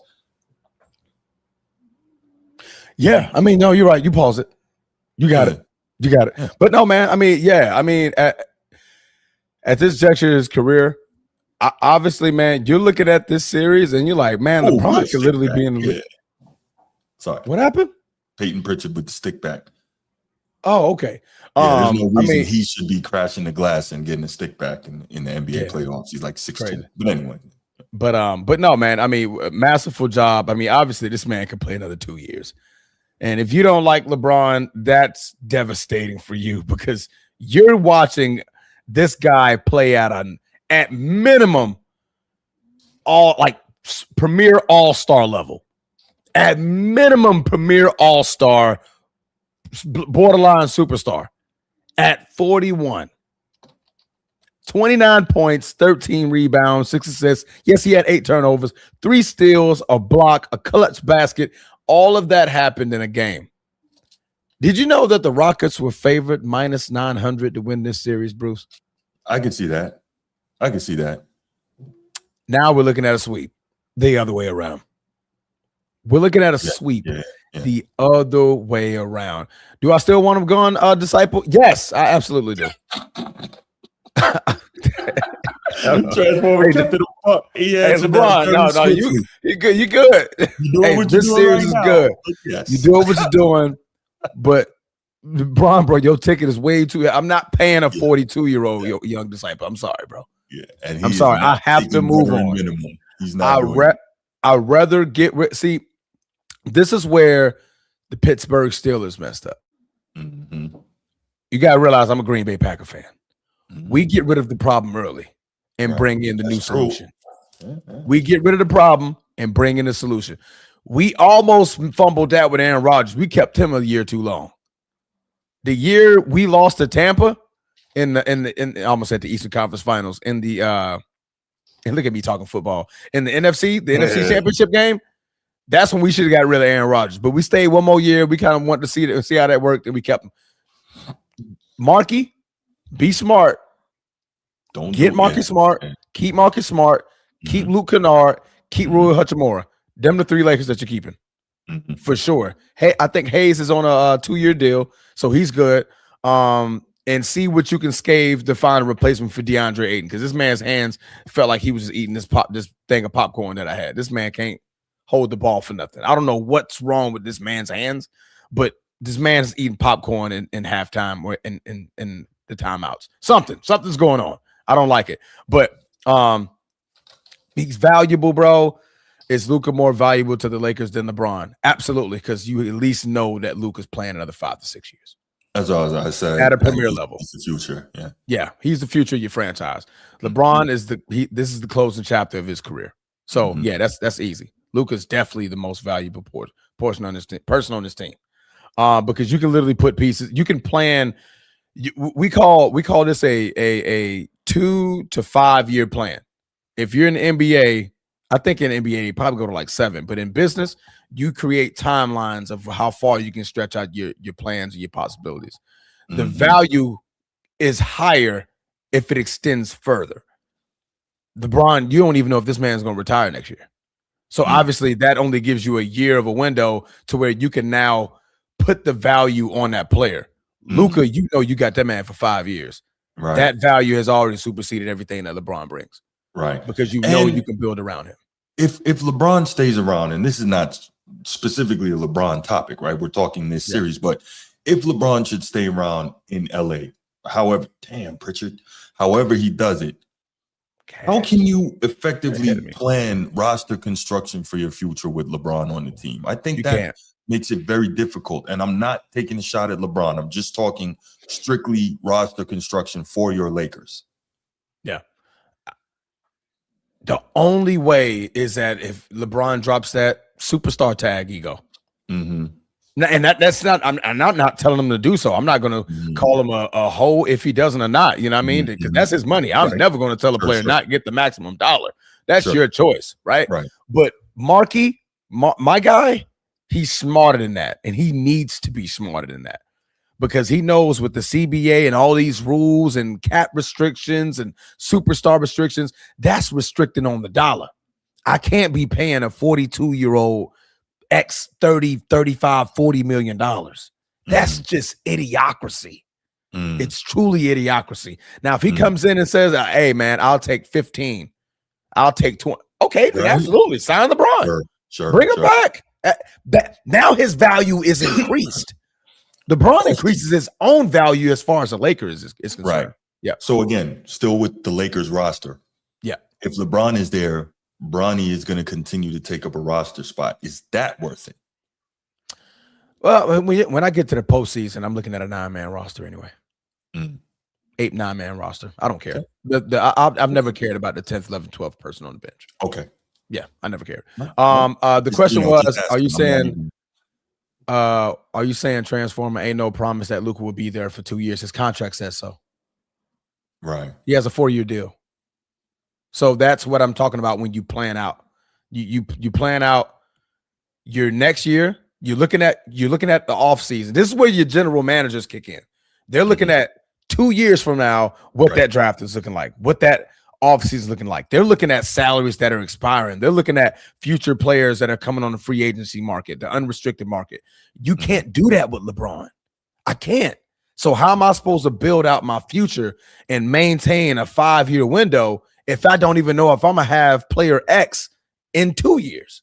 That's just no guarantee. Well, Luka, you can plan out that 5 years because in year 3, if you know you want to trade him, that's an asset. That's a tool that you can use for Luka. There's no value in trying to trade LeBron James when he got 4 months left on the contract. Doesn't make sense, right? You definitely ain't signed him to a multi-year deal. Why would I want to sign him for 2 years? Now I'm paying a 43-year-old $35, $40 million.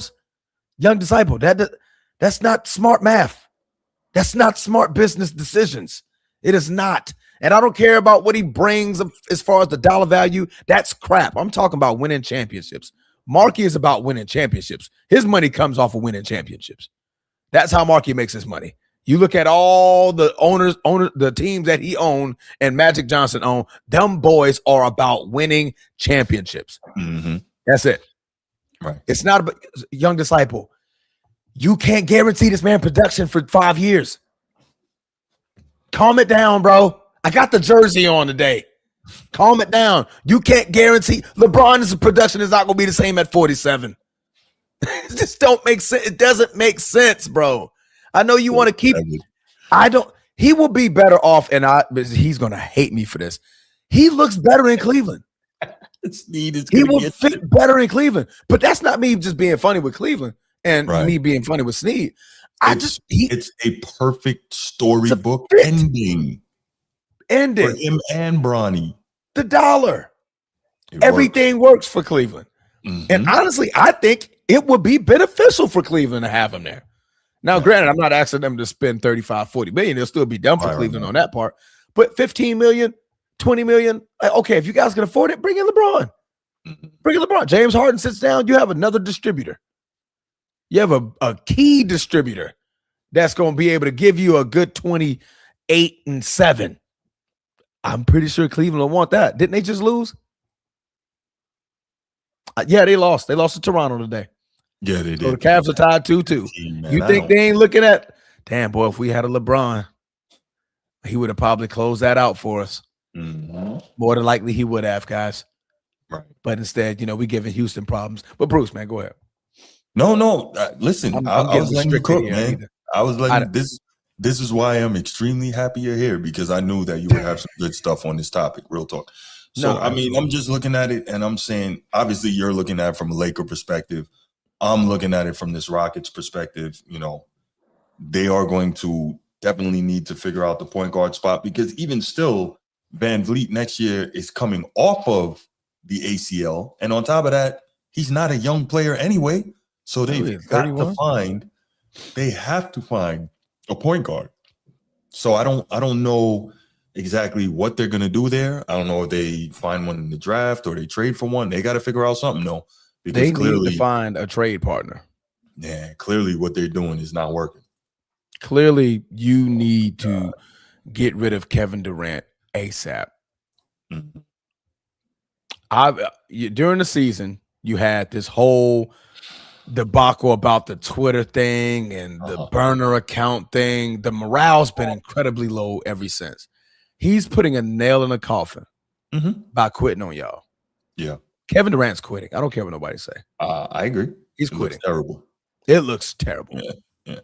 Game 1 gave you a pass. All right, man, because I banged knees before. You ever bang your knee? Yeah, that thing sucks. You get a stinger, and he wasn't physically moving right. Like, okay, but he came back in game 2. He looked good in game 2 in the first half, then got cooked the whole second half.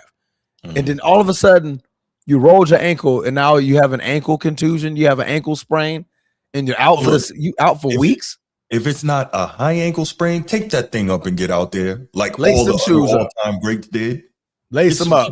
Yeah, tape it up, get you some high tops, lace them up tight, take the shot and get out there. Like, what are we doing, man? Sengun had 27 attempts from the field, 15 for 27, balled out, and they still lost. Kevin Durant, they need you, bro. Pritchard is out here knocking down shots, bro. Bro, every time I look up, I always miss it. I need to move the screen.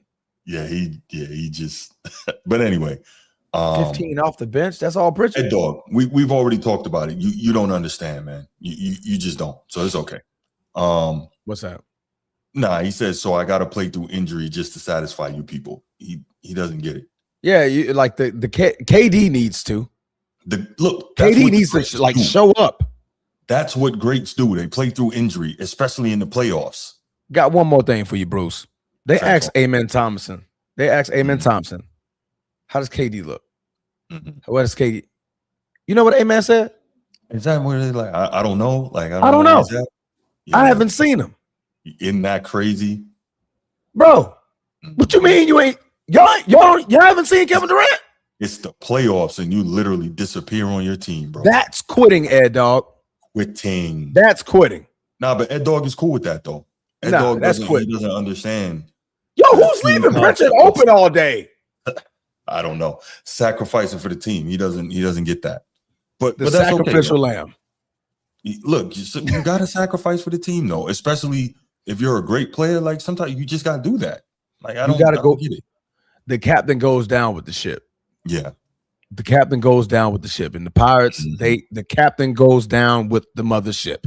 I can't just let it go. You're getting paid handsomely to do that job. Like, get out there and do it. You know? You got Sengun out here just that man was exhausted. Right. Give it everything he got. And Sengun played great yesterday. He played not yesterday, the game night before. He played great. Like 33. You know what he was missing? Like that? 33, 16, 6. There you go. 3 steals, 1 block. There you go.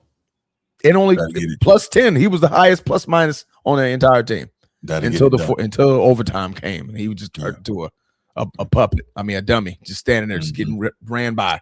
No, I think he was on the bench last game. I think so. Yeah, I think he was out there. I think I saw him. Yeah, he was there. I know I saw him in game 1. Yeah. Okay. But they're talking about like in between the games though. But yeah, like Amen hasn't seen him at practice. Hadn't seen him in the walkthroughs. Like, come on, man. Like, as a lead, and this is, but again, Kevin Durant told us this. And we're pissed off about something that he told us already. So this is on us. This is on us as social media content creators. God damn, something's going off. Because he told us that he didn't want to be doing. Can we do what y'all doing in the West, please? Celtics going off. That's what y'all been doing. Can we do it too? Oh, you talking about winning? Yeah. Y'all won't be out here sweeping people. Y'all just pulling out brooms, just right? Can we get the gentleman's joint? Is that okay with you? I see you, Bruce. I see you. Yeah. Y'all gonna get it. They keep leaving the corner 3 wide open all day. Look at that, man. Look, corner 3, and you know the Celtics gonna shoot it. Oh, they gonna air that joint out.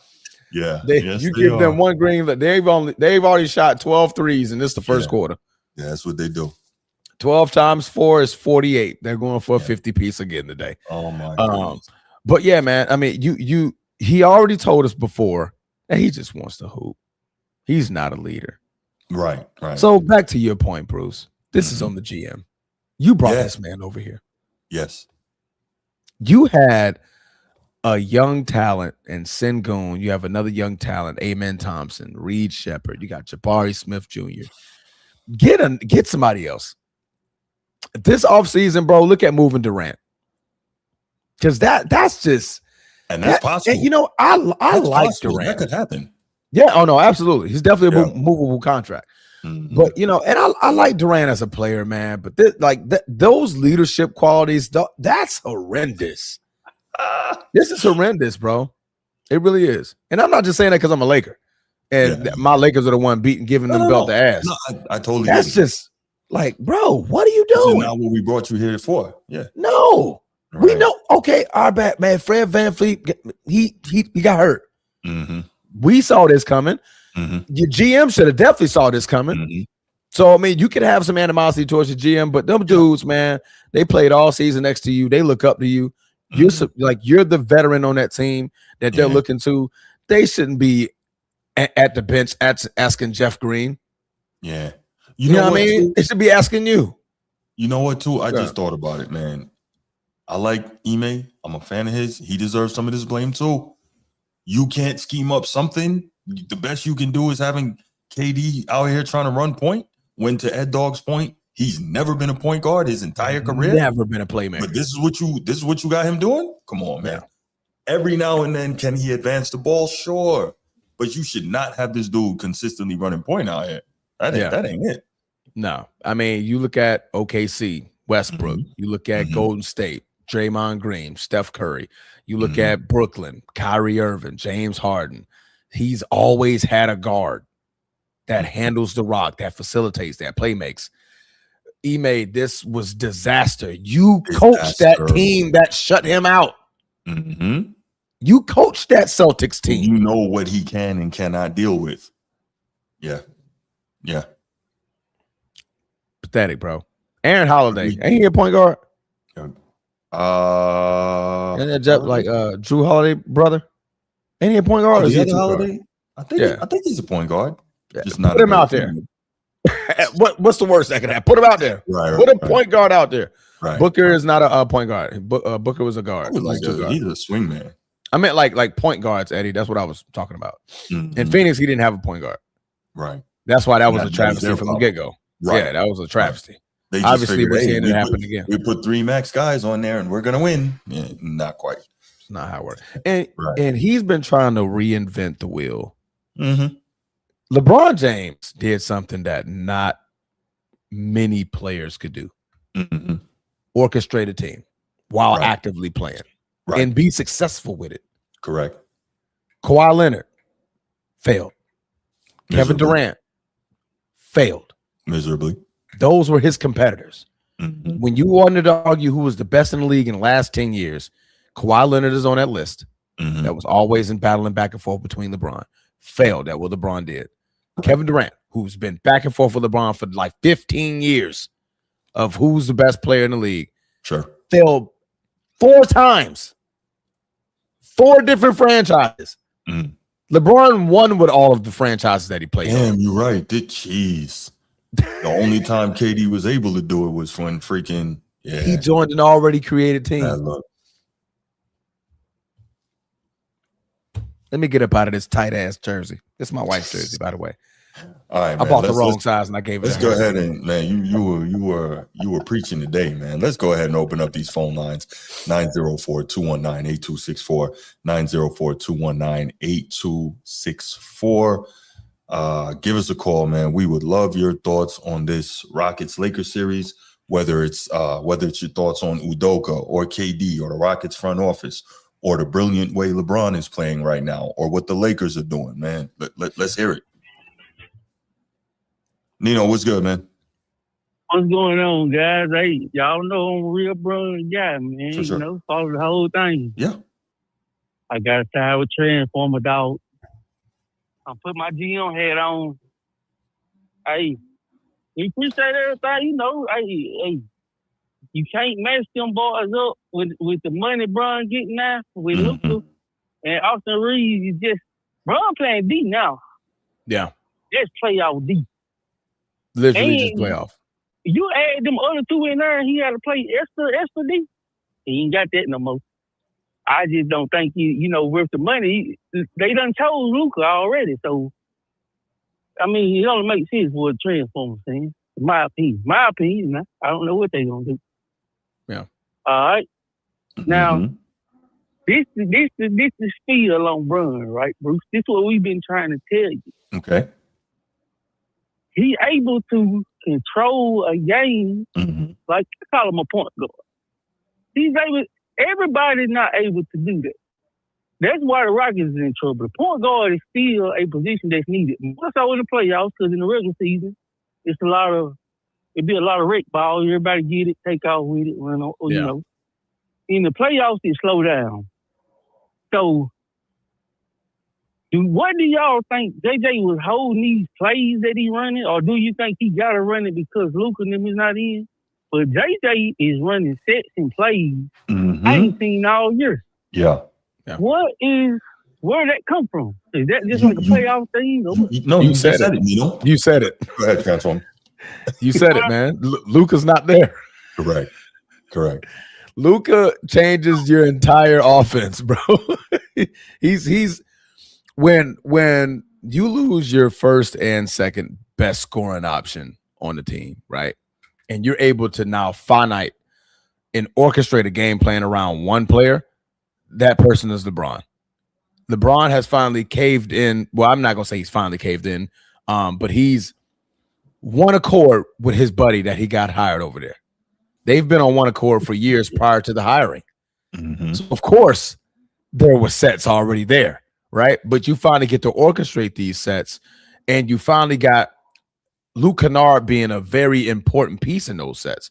If you look at how JJ and LeBron James have been winning this series, they've been winning it off scoring the most efficient way possible. What are the strengths of all the guys that I have on this court? Luke Kennard, what is his strength? Play to it.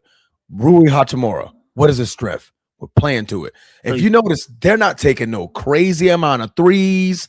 The 3-point, everything is shooting efficient. Getting Rui efficient shots. Getting Luke efficient shots. Even LeBron isn't forcing anything. He made one shot I've seen all series where it was a 35-footer three. I'm like, LeBron, why the hell did you take that? We ain't did that all series. LeBron typically takes one or two of those a game. He's only taken one of those type of threes this series. Everything is finite, it's fine-tuned, it's efficient because LeBron James knows there's a lot waning on this. He already hears the buzz. He heard that he didn't have a chance. He's trying to prove the other teams, not just the Lakers, but most importantly, probably the Lakers, why I don't need to retire. I'm still that damn good at 41 years old. So right. Of course, yeah. And he don't like Ime, and he trying to play a little better Brandon there. He gotta try to teach too. But it's okay. My last question will be: is this? And y'all, I mean, we don't know this, but is this the analytics and the laziness of coaching, or is it actually like the Luka and James Harden? Is it okay? I got a guy so good at offense, I'm gonna give them the ball. We ain't gonna run no motion, and we ain't gonna do nothing but run it through them. Or is it lazy coaching? Because I feel like Mike Brown was lazy on offense back when Brown had him. It's but not he get to Miami and they put some stuff in. Nino, you're missing a very key component, right? This is the NBA, the superstar league. It's not lazy coaching, but you can't make Luka or any superstar in the league do anything they don't want to do. You can't. That is the way the NBA is. Let me step in one time. Sure. The Michael Jordan story. And the Kobe story, and who else? I mean, we seen Bron had to change a little bit. If they want to win, Michael Jordan, because I know what y'all mean. Michael Jordan could have averaged 55 points in the regular season, even back then. But Phil said, "Hey, if you want to win, But this how you gonna win." So that was the difference, and you make a great point in bringing up Kobe and Mike, Jeffrey. MJ, right? So the difference with them, those guys were so obsessed with winning, right? And they often figured, well, the best way for me to win, since I'm far and away the best player on the team, is for me to score all the points, right? So they weren't doing it. They weren't scoring like they were scoring just to put up stats. They were scoring like they were scoring because they believed that was the best way to win. And so when they saw another way that they could still do their thing, but they had another way that they could win, that's all them dudes cared about, like winning. That's all they wanted to do. And so I think there's a difference. Some dudes really love putting up numbers. Some dudes are obsessed with winning. And that's the difference with a Mike and a Kobe. So I don't think Luka's there yet, and I don't know if he ever will be. Well, take them out though. Let's go. Okay. Give me one transformer. Give me a guy that's. Give me one, Bruce. A guy that's got it. I mean, coaching got to be something to it, but like a James Harden in Houston. Mm-hmm. That was all they had, and that was how they won. Who was the coach? Mike D'Antoni. D'Antoni. Oh, we can't even see. He had we know he had a disadvantage. But he didn't really play like that at OKC. Well, he couldn't. He was coming off the bench. He was a six man. So and you had Kevin Durant and Westbrook had the ball in his hands. I'm gonna study it though. I'm gonna get with y'all. But that's what I was seeing it, and I'm like, I wanted to transform in Bruce CDs. They is running plays and sets out there for Luke, Martin, and Rui. I don't know, man. I think part of the difference is because, and again, I will not take anything away from the way LeBron is playing, but I think the difference is he's allowing more of that in terms of the actual sets and offense being run because physically he can't carry it the way he once could. So he's saying, if this is going to help me save some energy and these guys are making shots, right? Then, okay, cool. Then, we can run this stuff.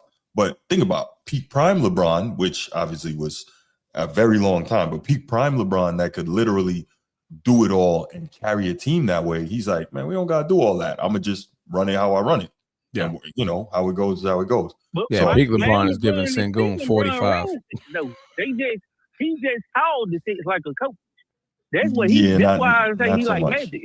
Not so much. He called the six. Yeah, Bron don't take the 30 shots a game 40 shots.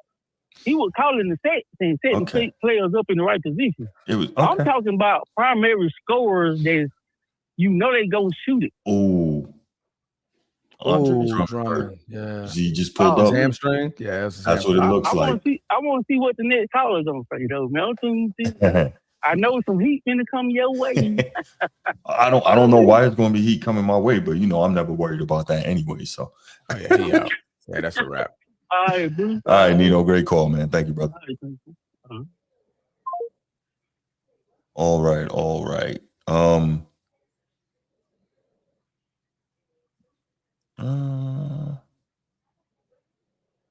Sean, what's going on, man? How you doing?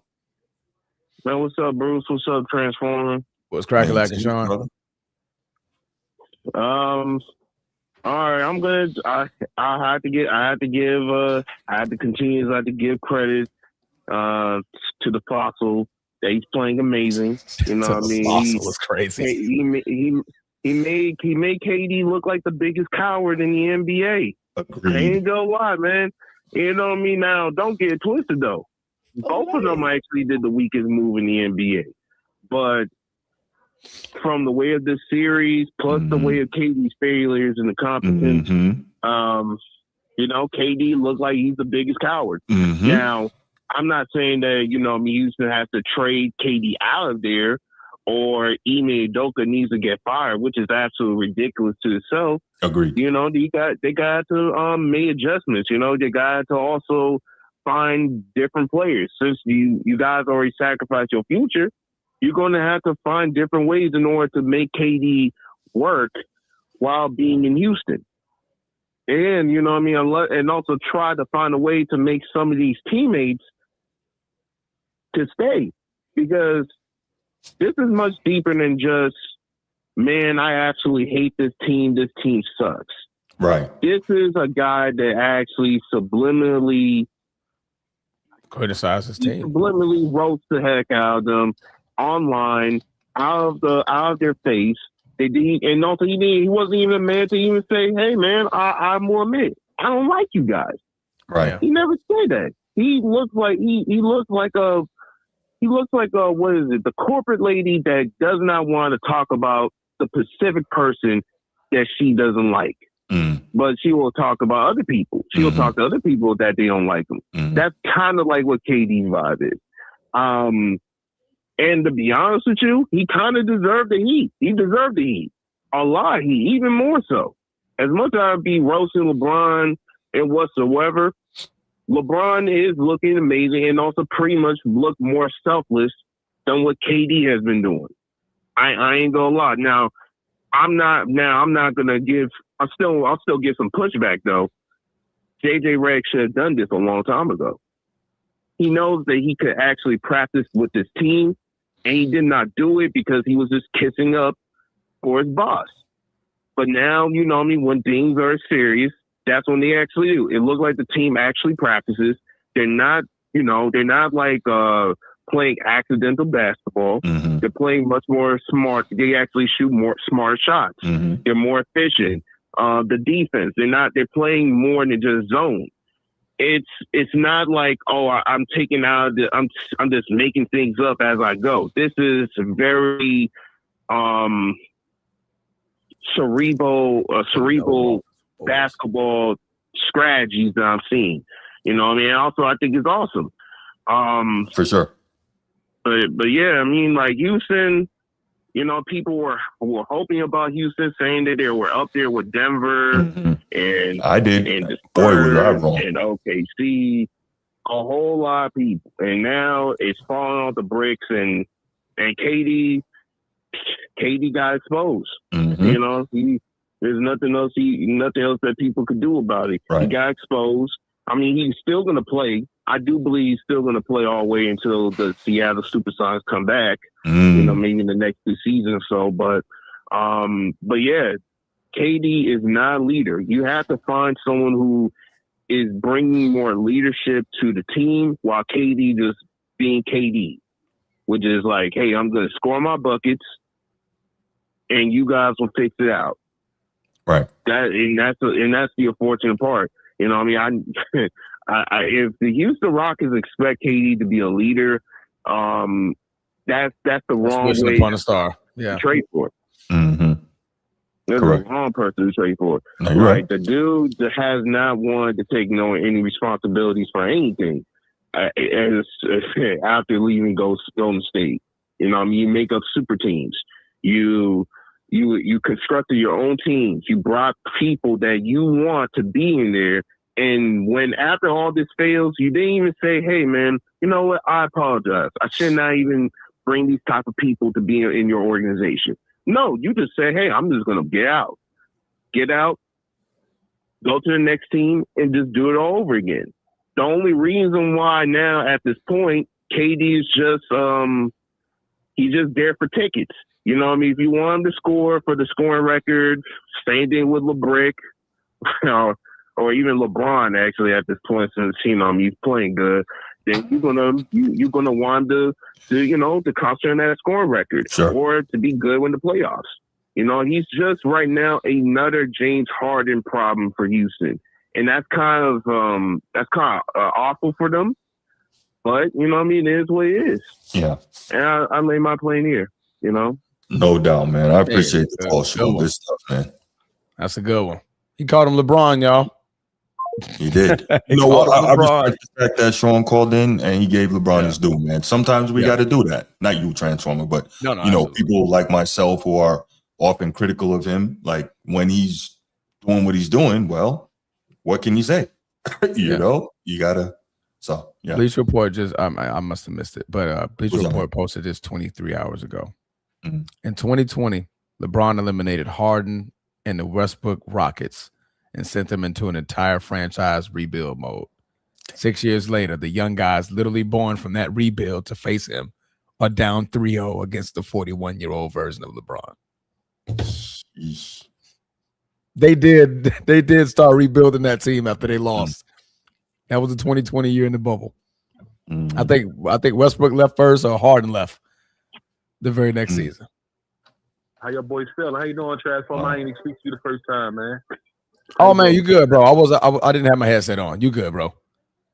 How you doing? Where the third member of the Ninja Turtles at? You here today? It's 4 members, but I get it. Right. It's 4 Ninja Turtles. There's 4 members of the Ninja Turtles? Yeah. Leonardo, Donatello, Raphael, Michelangelo. Michelangelo, man. I think one of the most best, one of my favorite cartoons when I was younger. But For sure. anyway, It couldn't be if you only remember 3 of them. No, I'm just saying, you're right. But That's funny. He didn't like Donatello. You know, months ago, Bruce, remember I said when the season first started, when KD was signed to them or was traded to them or however they went. I said this that championship league. Remember I said that? I'm probably thinking you called me saying that. No, I think I do remember you saying that. And I remember I had them as second in the West. Yeah. Yeah, and I got them this that championship league. Well, I guess I was completely wrong about that. I know, right? You know, it was during from the beginning. See, this series is showing you, or this season is showing you the importance of a true point guard on your team. Mm-hmm. I truly believe that the Rockets had a true point guard instead of having a damn sugar-goon, a 7-foot, 300-pound man bringing the ball down the court sometimes. Mm-hmm. You got Amon Thomas who can't shoot a damn tennis ball in the ocean, running point guard. If you ain't got no shooters, I mean, you got streaky shooters. You know, Jabari Smith hit a couple threes, but he's not no dagger 3 guy. It just was during from the beginning. The blame is everybody blaming KD because, you know, he's the Hall of Famer. He's that quote unquote supposed to be the alpha dog on the team, which KD truly never been an alpha dog to me. No, let me take that back. He's been an alpha dog. He was an alpha dog in Golden State those 2 years he won. He was a strong beta. Yes. Yeah, he was a strong beta. He's never been Correct. an alpha dog, no. Yeah, he's never been a Michael Jordan, Kobe Bryant alpha dog. Yeah, no. So very few people are. Very few people. Right. They're the 2 ultimate alpha dogs. I know I talk all that trash about Mike, but a lot of stuff, a lot of it be comedy. Some of it be true.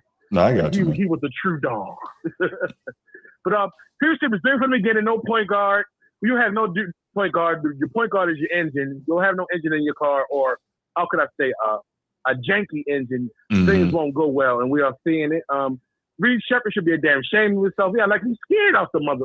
See my lane. And Lord have mercy, brother. Like for LeBron to basically strip you like that, bro, you was scared in that moment. The moment was a little bit too big for him right there. Yeah. I'm not talking down with Reed Shepherd. He's playing out of position. He's not a point guard. He's a shooter. Right. Yeah. I just think they're being outcoached by JJ Redick. Absolutely. You made Udoka look a little lost out there. Not really lost. He's frustrated. I see a lot of frustration. But you already know Braun taking this personally because you know he called Braun a bitch. Him and Braun. Yeah, that was 2 years ago? Last year? Channel, man. Y'all got mad at me one time for saying it, but he called LeBron and a female dog to his face. I remember it vividly. So you know LeBron don't like that B word much. Right. Even though he forgave Draymond Green. Well, I don't think anybody likes that B word. Nobody. Right? That B word is that B word got a lot of. Let's say this. That B word got a lot of people killed. Yeah. It's got a lot of people killed. Right. You know? Well, Houston.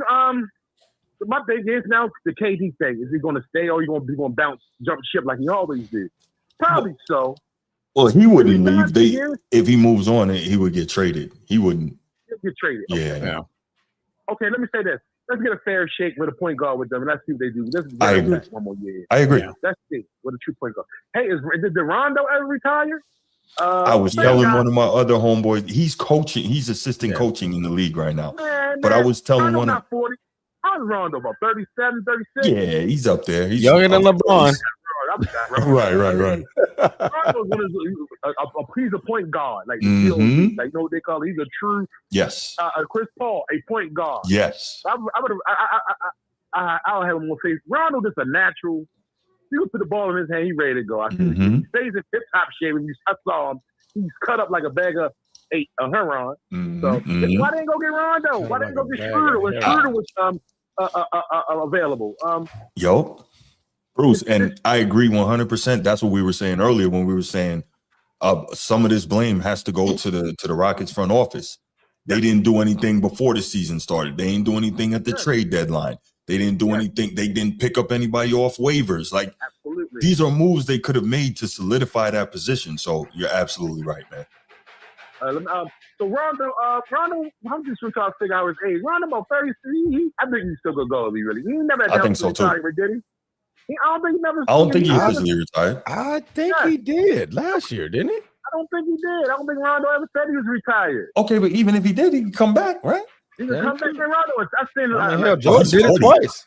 He's 40. He's 40. Young. Look at his size, shape. Man, Rondo's a natural baller. He won't get out there and do his thing. He's not gonna make no too many 40 though. Everybody's not Braun, bro. So 40 is that's. Oh, speaking of Braun, I'm ready to get off. I'm ready to land this plane. 1 minute. Yeah. Man, hey, you got to give it to him, man. He's playing good ball, man. It's a fun thing to watch right now. I spent this whole segment giving him his. Yeah. I haven't criticized him at all.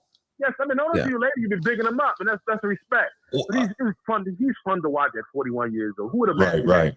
It's like, what are you going to do next? At 41, it's a marvel to see. Mm-hmm. You can't lie and say it's not. And right. I can't wait for this game tonight and see when they close it out, man. Yeah, I think they're going to close it out. I want to talk about him being the greatest of all time if he wins, man. Yeah, that's annoying. That's annoying. But at the same time, look, Bruce, it's not about me bigging him up, right?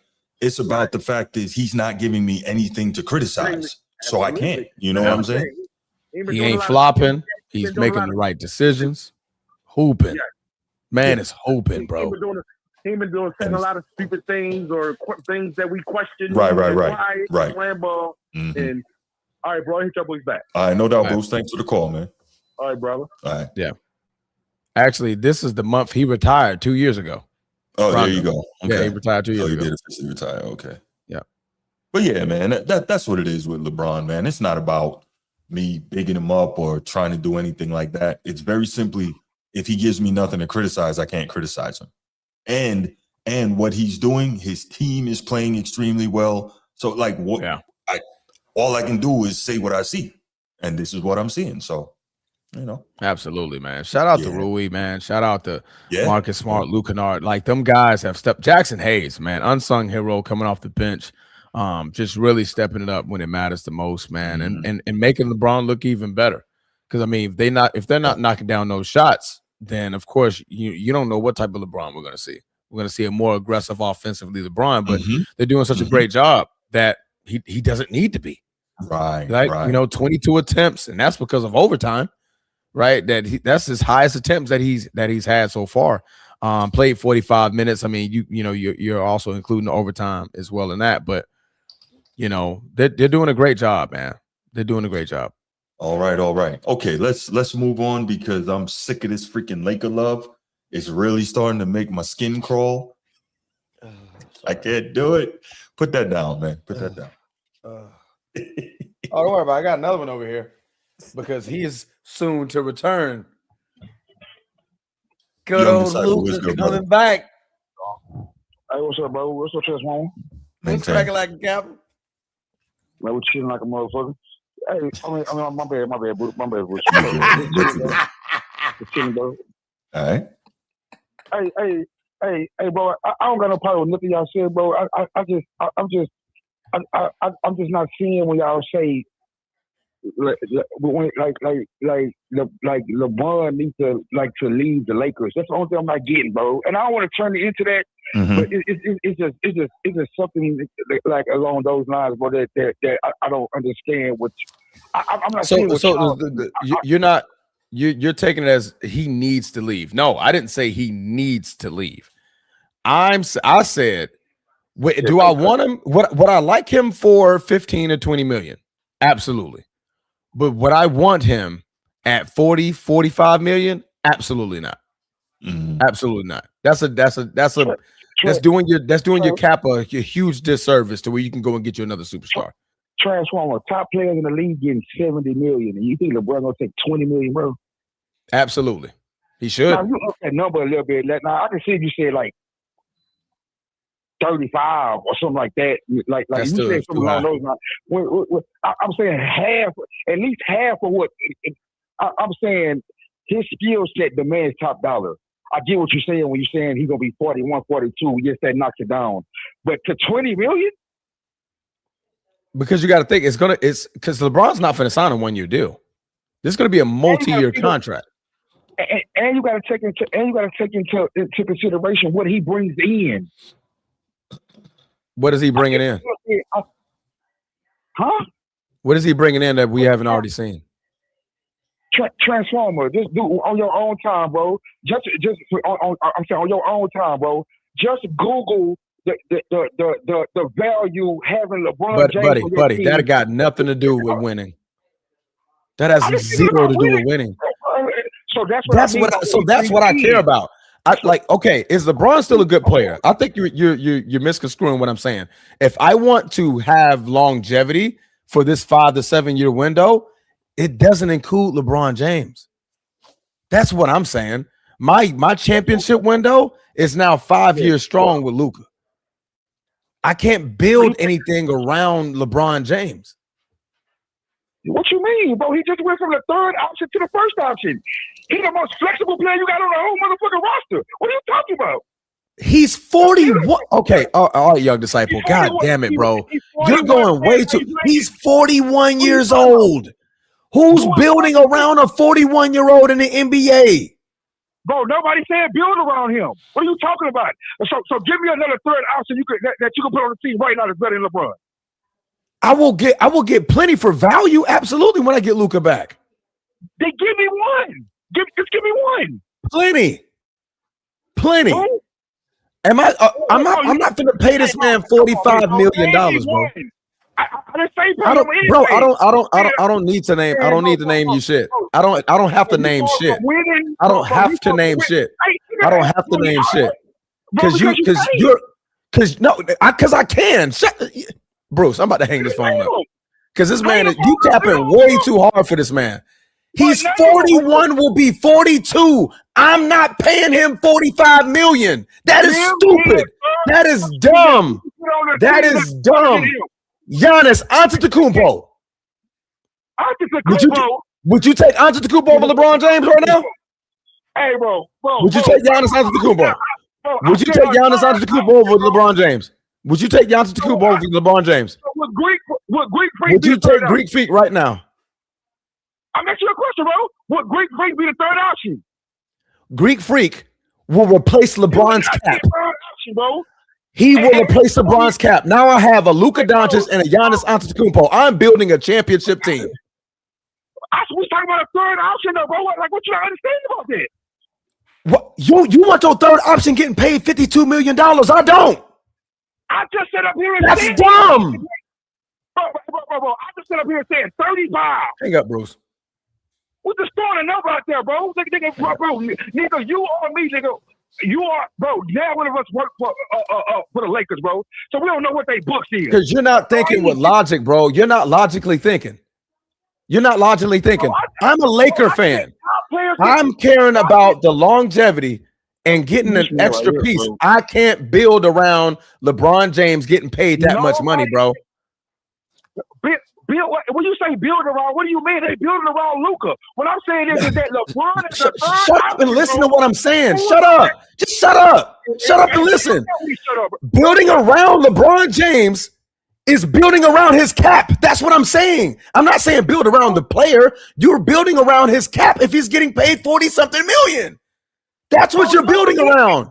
I'm going to say it one more time, bro. Nobody's saying pay LeBron $40-something million. All right, hold on, fellas. Hold on. Like, come on, bro. Hold on, fellas. This guy's a fucking idiot sometimes, bro. Like, God damn. Let's lower the temperature a little bit. Let's lower the temperature. Man, right? Nobody's saying pay him $52 million. Okay, hold on. So Whitey, hold on. What are you saying to pay LeBron? Let's keep this simple. What are you saying would be an acceptable salary number for you for LeBron to remain a Laker? That's what I'm asking. Bruce, I don't know the salary cap hits next year. Like I don't have all this. Like really, like I don't even. So I don't even know like a number that would be fair. Like, you know what I'm saying? So I'm not gonna even I think I'm saying anything that's fair though. What I'm saying is Bruce, y'all he's the third option. I said that like 9 times, bro.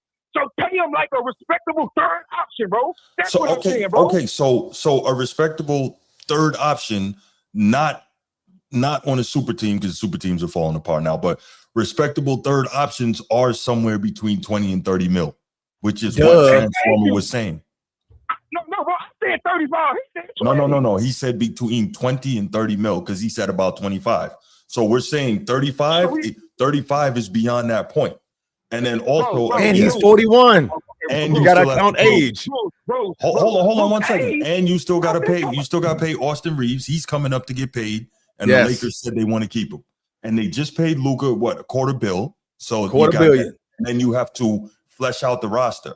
So what we're saying here is, well, let me not speak for Transformer. He can speak for himself. I said 35. He said 30. That means we no. Saying between 20 and 30.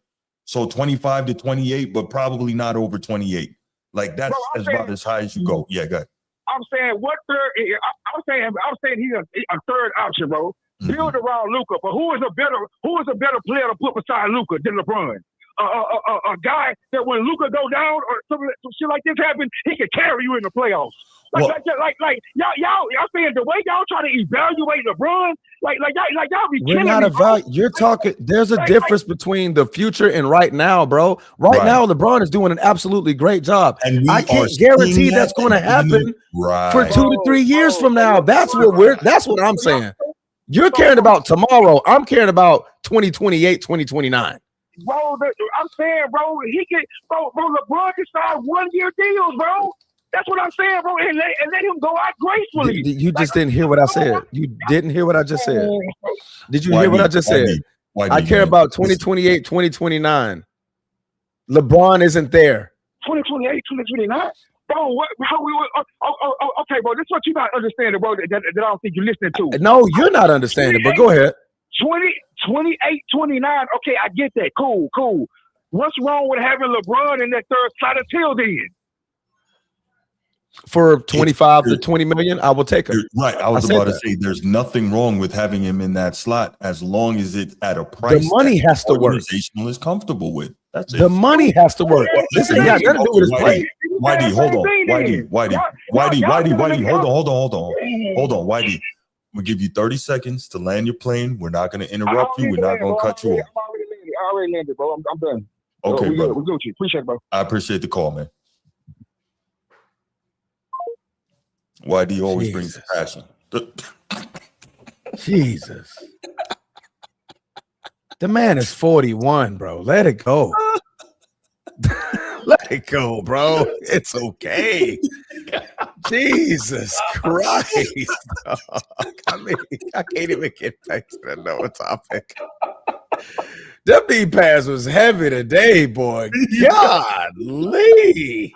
Okay, we still got 2 topics to get through, so let's try to run through these. No logic. Because we all want to see the Lakers game and watch Kevin Durant. Well, not even Kevin Durant, but watch the Rockets get sent home. So it looks like our Celtics are going to win. My Celtics and your Lakers, I fully expect to win. So this would be a good night for the Format Podcast. But let's go ahead and take it to the next topic, man. Oh my goodness.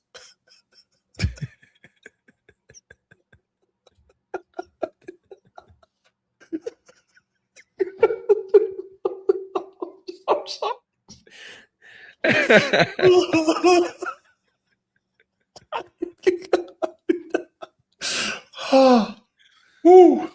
Okay, man would have said the Laker fan versus LeBron fan. That was definitely true.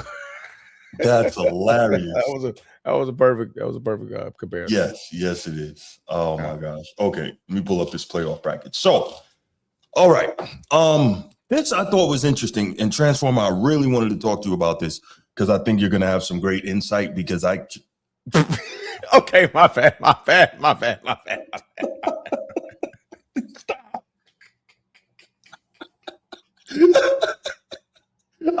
You shouldn't have gave me that tool. Like, bro, stop, man. Meeting with your host. Go to the next topic. You always get on me about not going to the next topic. I'm trying to go to the next topic, and you give me a proceed, brother Bruce. Proceed. Thank you, Transformer.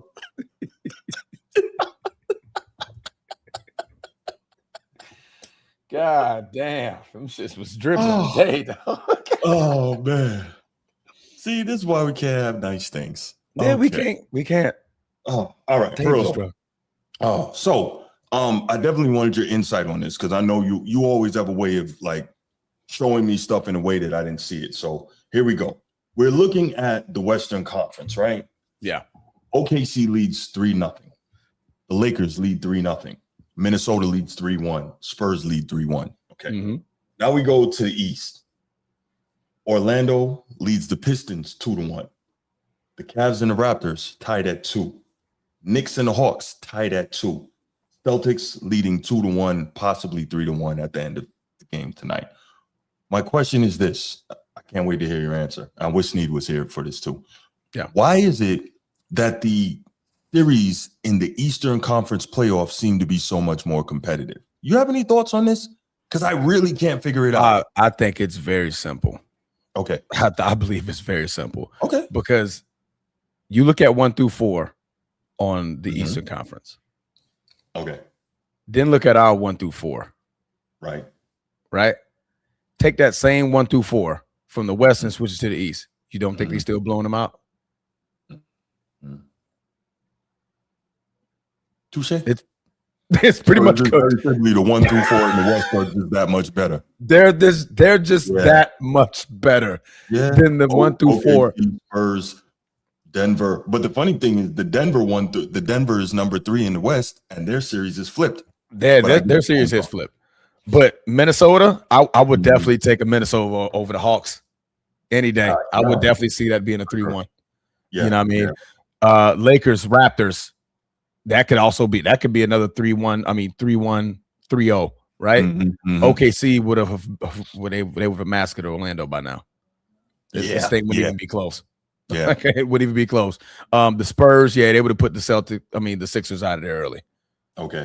And Boston's theoretically doing this exact same thing. So this is going to be the only 3-1 lead in the Eastern Conference. But yeah, I mean, the top 4 seeds, 5 seed. Well, I ain't gonna say 5 because the Rockets just look poor, but they just look that much better. You go into the Eastern Conference, the Pistons, you're just happy about their success story so far, right? 2 years ago, they were 13-win team, right?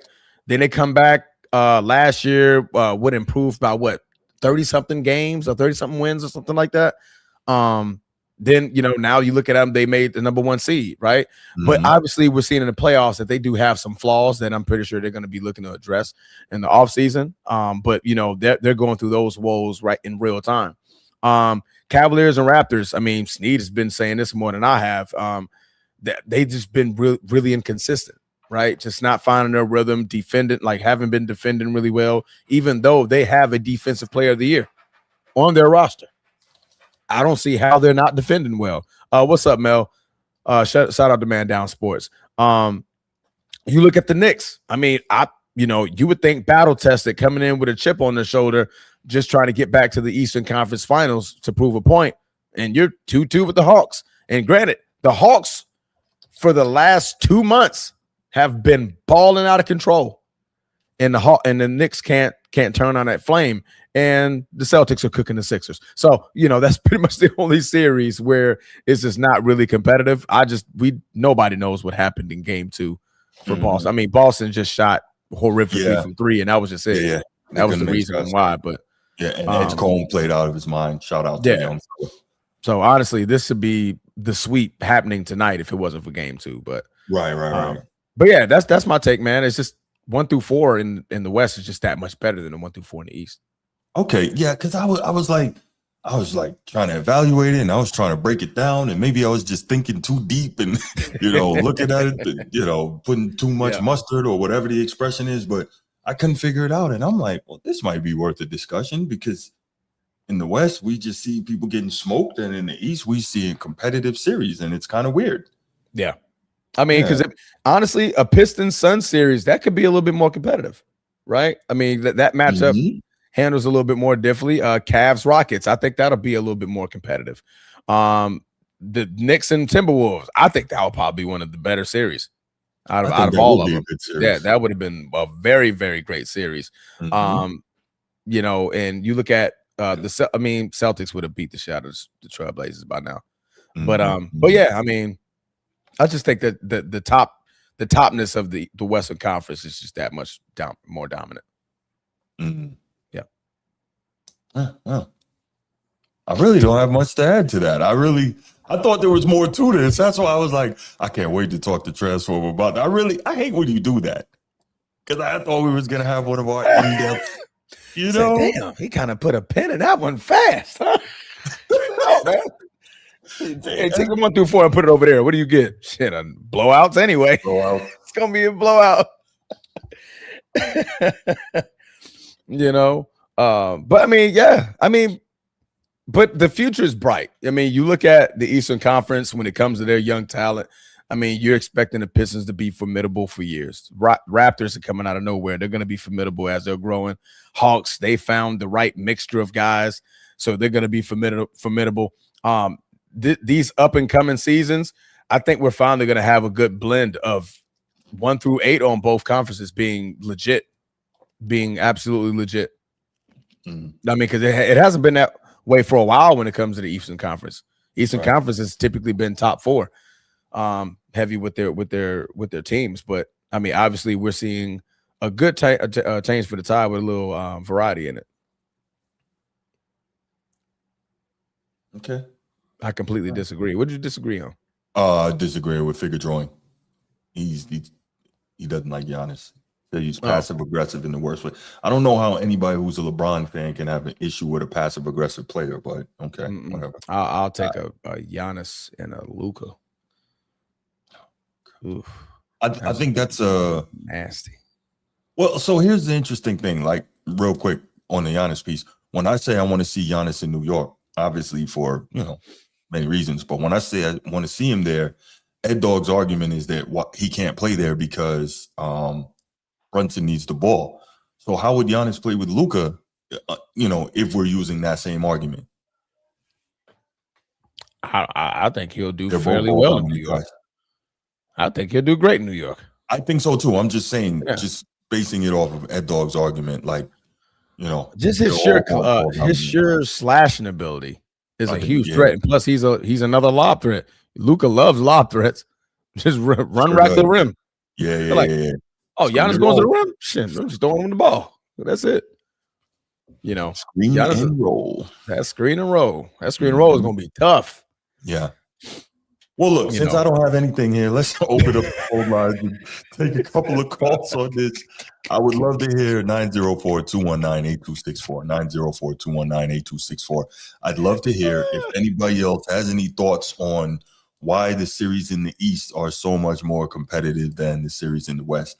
Is it as simple as Transformers' thoughts that the 1 through 4 seeds in the West are just that much better? Give me your thoughts. Man, I don't have anything else for that. Yeah, whatever. Let me go ahead. Why are you so rude, man? Why are you calling and you all rude? What's that about? Hey. Hey, hold on. You calling my show. Don't make me press this button, man. Big talks. Big facts. I mean. Bruce. Hey, first of all, sir, I've been hung up and blocked plenty of times and got unblocked. You've never been blocked. Don't do that. I've never blocked you. Go ahead.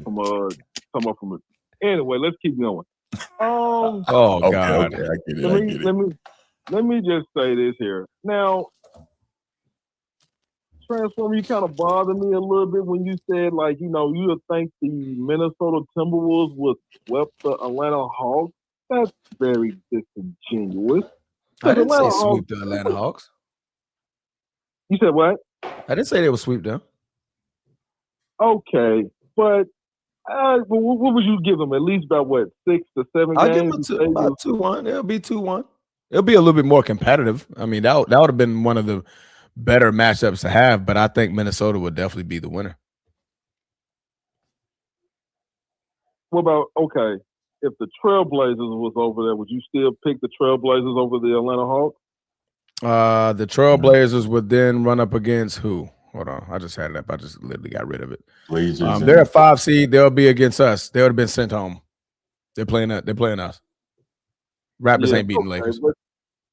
So as far as the East going on, so let me just say this here, Bruce. I think I was wrong about Banchero. he's been really doing what he's supposed to been doing this whole season. Yeah. I wouldn't say you were wrong though. Yeah. He hasn't been playing well all season, but he's playing well now. Right. Well, you know, they just got Bang. They just got Desmond Bang. I don't know if they relate. Even though I'm saying we're going 82 games, they're supposed to have it been figured out. But Franz been in and out of the lineup because of his injury. They should be at least top 4 or top 5 in the East if Franz was healthy. Let's just keep it real. Toronto, I didn't see this right now coming. Toronto should be at least in the play-in or something like that. Mm-hmm. So they looking good, but who would have seen this going on with the Detroit Pistons and the Orlando Magic? Nobody. Absolutely, Right. Bruce. I agree with you because for the fact of the matter is, who is the second person helping out Cade Cunningham? Well, I was looking for Sneed. I was looking for him, but apparently he ducked. Well, remember that's what I was saying from the beginning, that while I thought that this should not be a difficult series for the Pistons, I was concerned about them in the East because they lacked the second scorer. I've been saying that one. Yes, because Jalen Duren is getting cooked by Wendell Carter. Mm-hmm. Let's just keep it real. He's really getting cooked by him. And apparently Angel Reese doing something to him. Like, she posting pictures on her Instagram of Wendell Carter bodying Jalen Duren. I'm like, dang. Oh, is that who she messed with, Wendell Carter? Yeah, she's messing with Wendell Carter now. Oh, okay. All right. Because she was messing with Jalen Duren. Really? Bruce, you gotta, man. Look, I don't care nothing about be studying all that. Yeah, like all that. Nah, man, don't mean nothing to me, man. All that crap you be sending me. I know you're not. I know you're not talking. Going. Let's keep going. Okay. Let's keep going. But yeah, Jalen Duren, man, he's been getting outplayed. They need to score. I mean, let me ask y'all this: if they had to re-sign Michael Beasley, would this have to help them out a little bit? Because after hearing Michael Beasley interview, you kind of dodging a bullet with that one. Yeah, maybe so. Mm-hmm. That man mentally, his mind mentally left the game once his mama died. Yeah, it's tough to. God rest it, man. Yeah, for sure. It's tough. It's tough for a lot of guys to stay focused when they lose someone like that in their life. Yeah. So, not everybody can still go out there and be great. Yeah, his interview, it was a little bit of a tearjerker, a little bit with Shannon Sharp, but he definitely opened up and was like, once he lost his mama, that was pretty much it. His love for basketball went away. Now we seeing right now with the look at that. That's what I'm talking about, JC. Body him. Anyway, now we see what's going on with the 2 seed. Ain't no huffing and puffing. Anyway, be respectful, sir. He came out off of Achilles injury. I'm respectful. Oh my God. I'm gonna give. Don't you in that picture nonsense knee pads, whatever. I already know you're gonna post it while I'm on the phone. So I don't care. I wasn't planning on it, but I mean, is that what's on your mind right now? Jason Tatum knee pads? Anyway, so now again, this dude right here makes me sick. Anyway, now I will give the Celtics credit because who would have thought that they would be in a situation where they at right now. However, I would not let dang Brucey, what's your head coach name? I forgot his name. Joe Mazzulla. I would consider him the winner of coach of the year. I would give it to the Toronto's Raptors coach between him or the Atlanta Hawks. Nope, Bickerstaff. Yeah, it's definitely Bickerstaff. It's Bickerstaff. It's Bickerstaff, one, Joe Mazzulla, second. Okay, but y'all don't see, what about Toronto Raptors, though? Who would have thought they would be in the playoffs? No. I mean, great job coaching, but not coaching. Around was all the way around. Mm-hmm.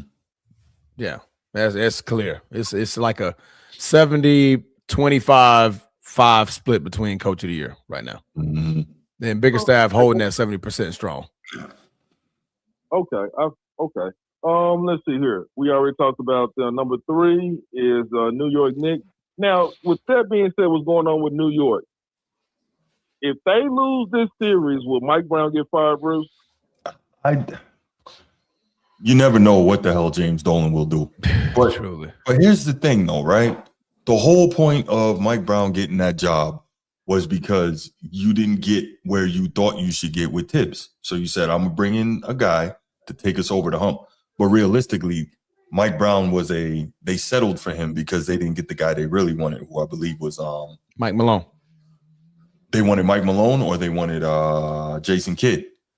And so they didn't. Oh, yeah, that's right. But they had already fired Tibbs. It was just a stupid move, man. It's just, poor organizational planning. But if they fire Mike Brown, I don't know what they're gonna do. But the Knicks have, nicking it up. CJ is putting that boy Jalen, he putting him in the blender.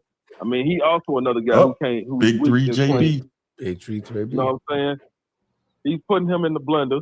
You know what I'm saying? Because he's a bad defensive. He's bad on defense as well. Mm-hmm. You know what I'm saying?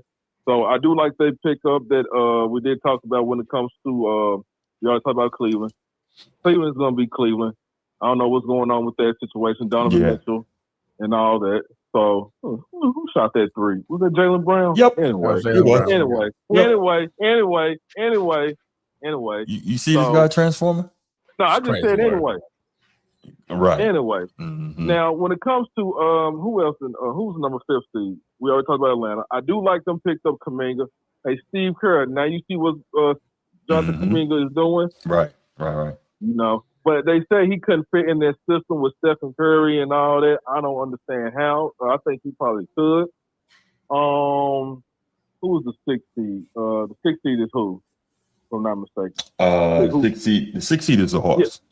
Oh, yeah, we talk about the Hawks. Yeah, okay, 5th was the Raptors. The 4th is the Cavs. Yeah, we already talked about. I do like the, you know what I'm saying? Like, hey, Brandon Ingram, he been playing inconsistent, but he did step up today.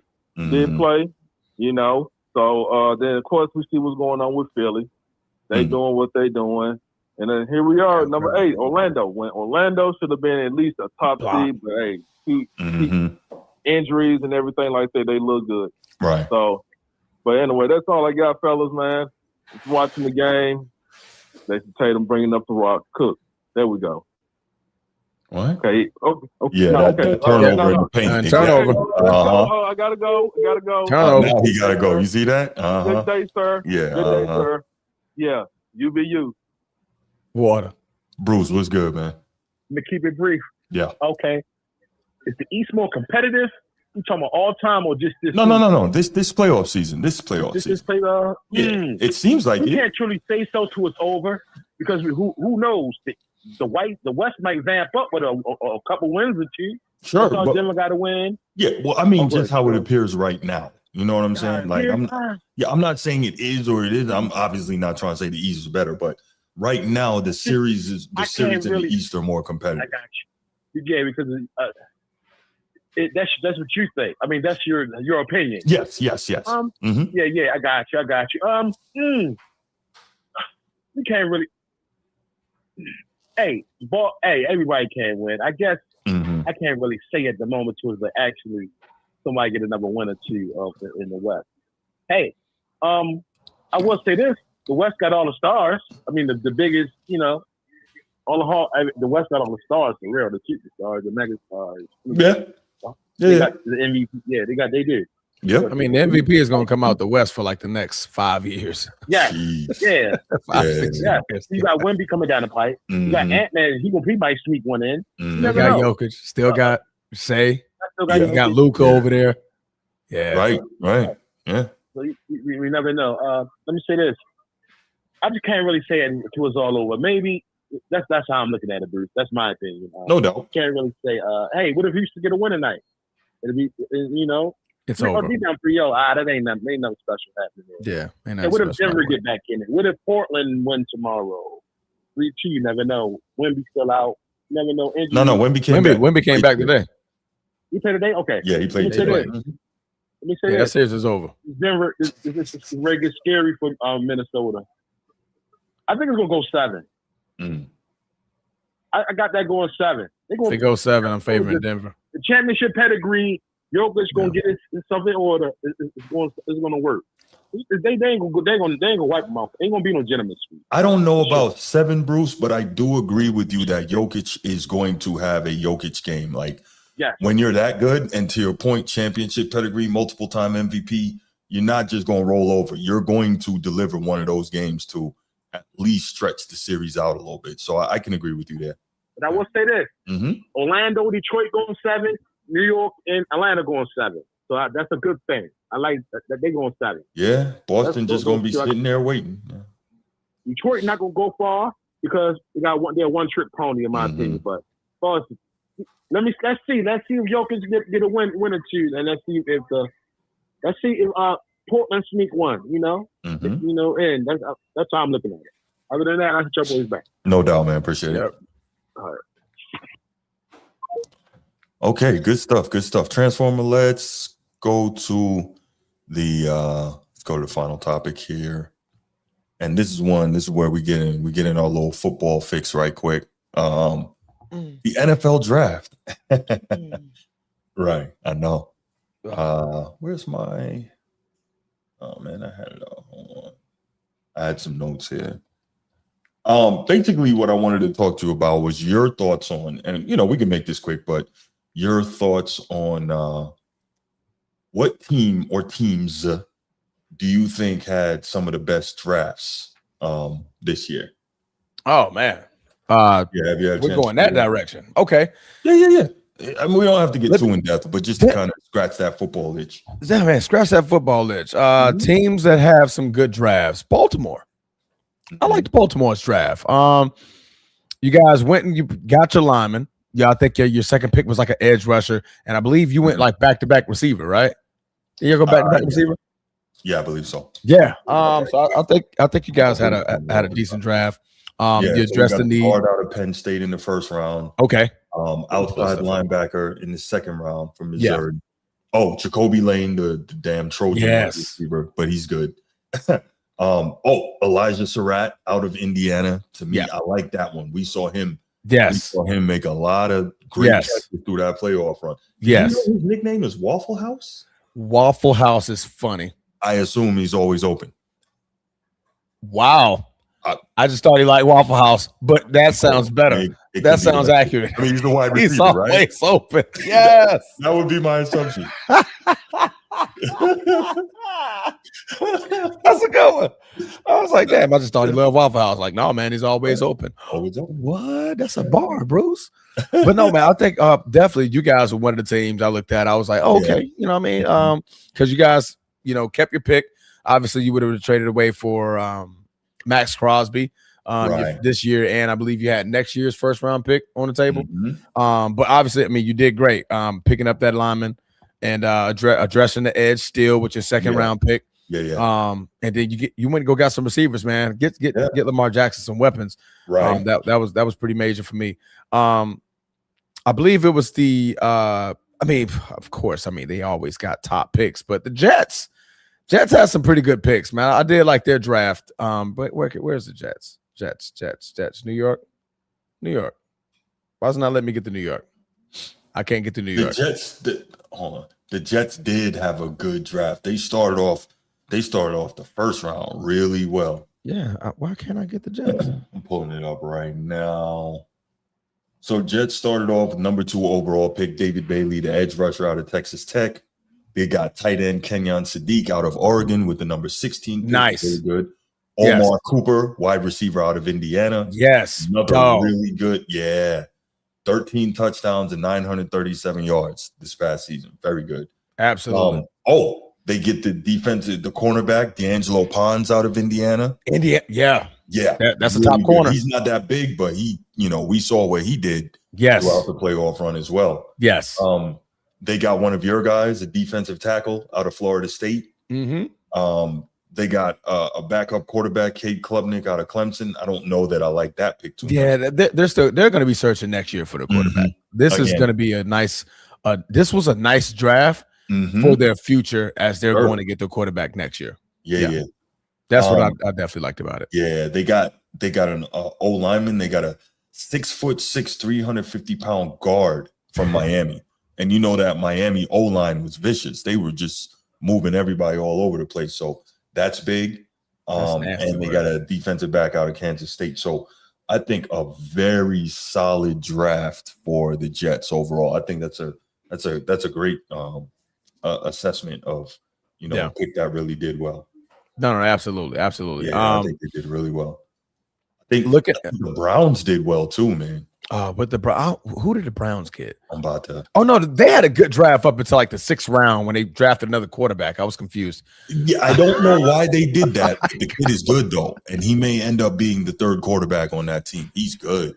Oh, you got him that high? Taylor Green? I think no, he was like 6th round. No. I'm just saying you got to be in the 3rd quarterback. I do. Because so who's your 4th? His physical tools are Dylan Gabriel, but I think he's gonna be out of there by default. Taylor Green's physical skills are off the charts, and he's a smart guy, and he's already had pro level coaching. Yeah. Remember, he played for Bobby Petrino. Yeah. Right. Yeah. So he knows the NFL schemes already. He knows how to freaking watch tape and watch film. Yeah. So he's got some advantages there. So they started off with the offensive tackle from Utah, Fano. Good move. More protection for whoever the quarterback is going to be. Wide receiver Concepcion out of Texas A&M. Good move. Another weapon. Wide receiver Denzel Boston out of Washington. 6'4", jump ball guy. Another weapon. Good move. Right. They got a safety out of Toledo. Yeah. Sure up. Austin Barber always got some good linemen. Yeah. Florida always got some good linemen. Yeah. You got to. I mean, you address 2 things here. Your first 5 picks, you address the 2 biggest needs that you have. Right. One, protecting your jewels. You protect your jewelry. Right. You get a nice little jewelry box, and you give that jewelry some friends. You gave them some receivers. Right. So I mean, you can't go wrong with that. You can't go wrong with that. What's with Jared Judy? Like, obviously, if Snead was here, he'd be like, that bum. Right. He got somebody to replace him. Certified ass water is what Snead would say. Yes. But you give your jury some friends, man. You get 2 receivers, you get 2 linemen. You're focusing on protecting the quarterback, man, protecting those jewels. So absolutely, I did like the Browns draft. But I mean, I'll see about this guy in Arkansas. I didn't watch a lot of Arkansas football. This last year. Green's good, man. But no, I like it. What was I about to say? Kansas City. They got that kid out of LSU, boy. They got that corner. They got a corner. They addressed they lost a corner, 2 corners, and I think they lost a linebacker in the offseason. They addressed all of that in the first 4 picks. They went right at our problems. They said, we need a corner. Let's go get Delane out of LSU. Let's go get a defensive tackle, Peter Woods out of Clemson. Let's go get a D tackle. Right. Let's go get an edge rush out of Oklahoma. Right. Let's stay in the SEC. Right. I mean, not the SEC. What's Oklahoma? God dang it. Oklahoma's in the SEC. Yeah, Oklahoma. Yeah, SEC. Yeah, they moved there. They used to be Big 12. Then you go get you a safety out of Oregon, right? Like your first 4 picks has Spagnolia written all over it. And that's what you're looking to do. Like, okay, we still got what's their defensive tackle's name? Is Chris Jones. Chris Jones. You still got Chris Jones, and now you're showing up everything around him. You're getting a replacement with Peter Woods, and you're gonna see what you guys got in Mason Thomas to come off of that edge. You already addressed the running back. You fixed the running back problem. You got you a couple of receivers already. You still got Patrick Mahomes. That window is now officially back open, right? You're looking at that team to be formidable in the next couple of years, man. And you got a backup quarterback. So they got Justin Fields. I forgot about Justin Fields. Yep. Justin Fields. And they drafted Garrett Nussmeier. Yep. With the last pick. Yeah, they did. I mean, I don't see him being much of anything. I mean, he's gonna be journeyman. Right. He's definitely gonna be the 3rd guy off the bench, that's for sure. Well, he's a coach's son. You know that he will, understand what he's seeing. The question is he physically good enough? So he'll be a great coach in the league. So there you go. I like that. Disappointing. I didn't like the Jaguars draft. I didn't like it too much. I think it was kind of like, where are you going? What's the direction? I mean, their first pick, second round pick, was a tight end. I think it's kind of weird, especially coming off a very successful season, right? Yeah. Yeah. I think that's tough.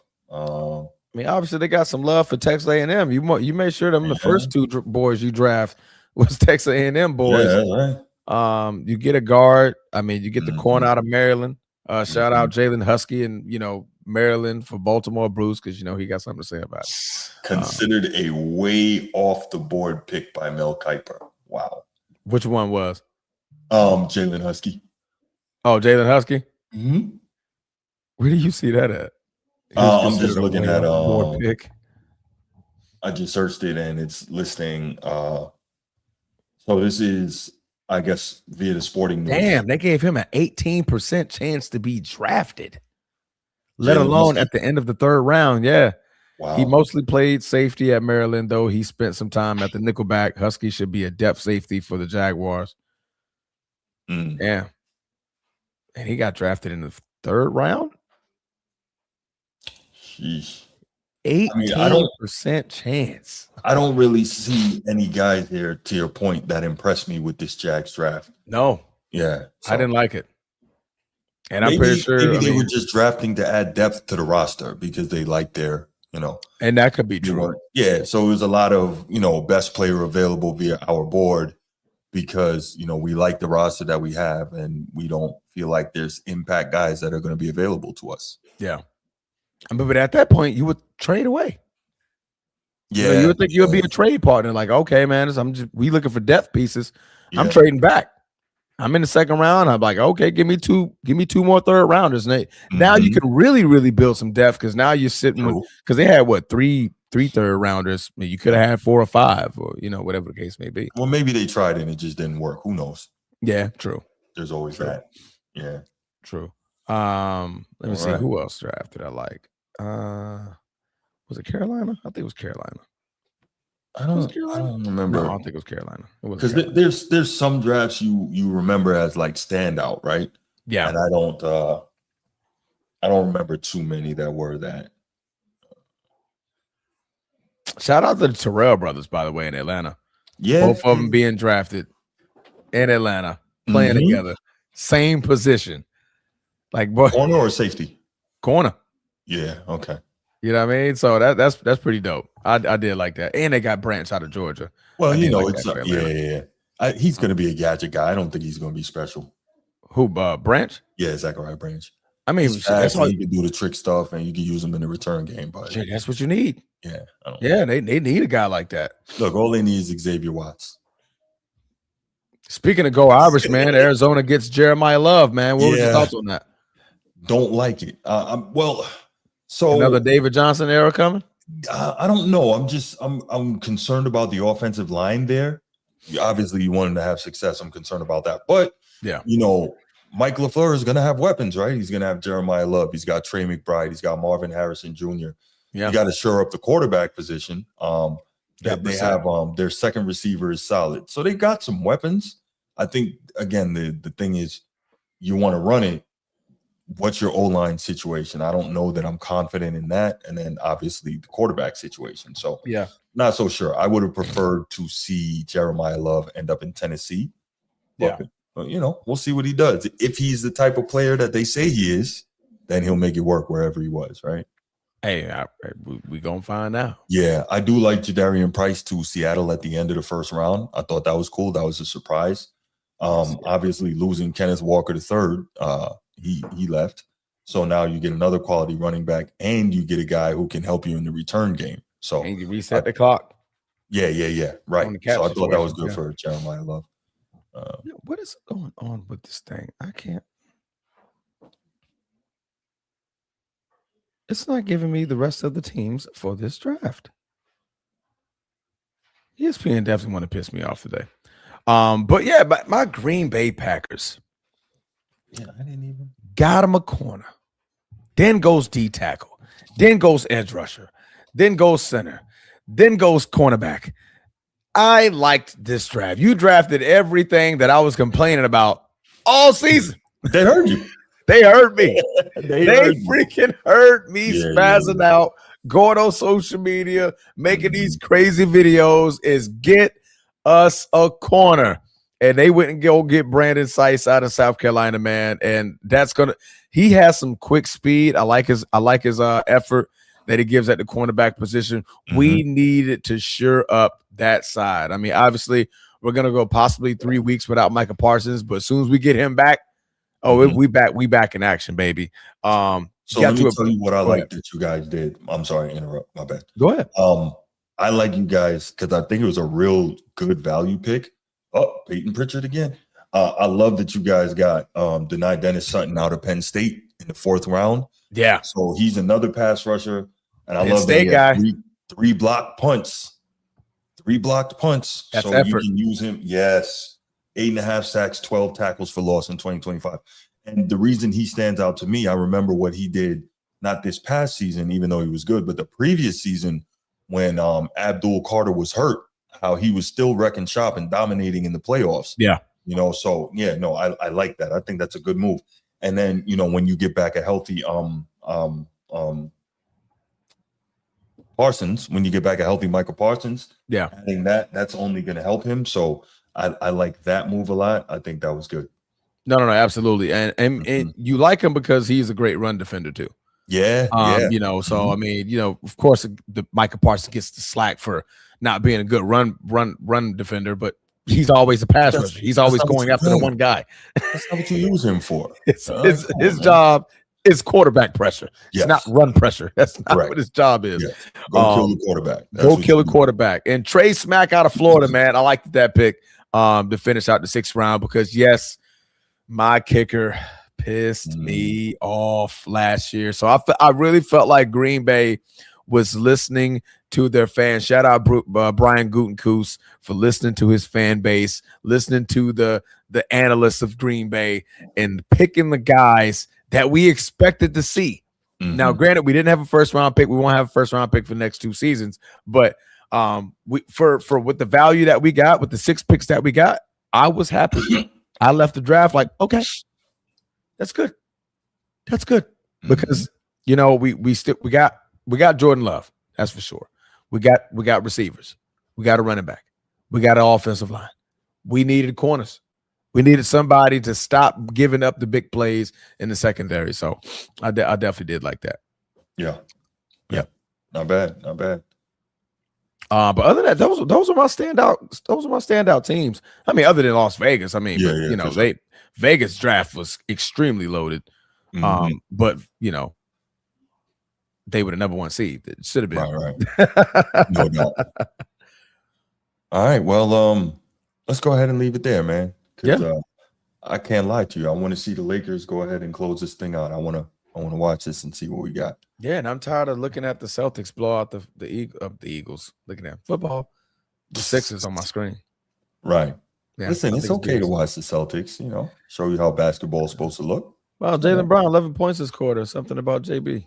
Yeah, well, Open up the phone lines, dude. Let's do that. All right, 904. Y'all know Bruce about to call in. He's going to talk to them Ravens now. 904-219-8264. Give us a quick call. Take you 2 or 3 minutes, and let's go ahead and talk a little bit about the NFL draft and some of the picks surprised you, some of the picks you liked, some of the picks you didn't, teams you thought did well. Yeah. Do you think this is an ego game that we're watching, by the way? What? Do you think this is an ego game that we're watching from the Celtics?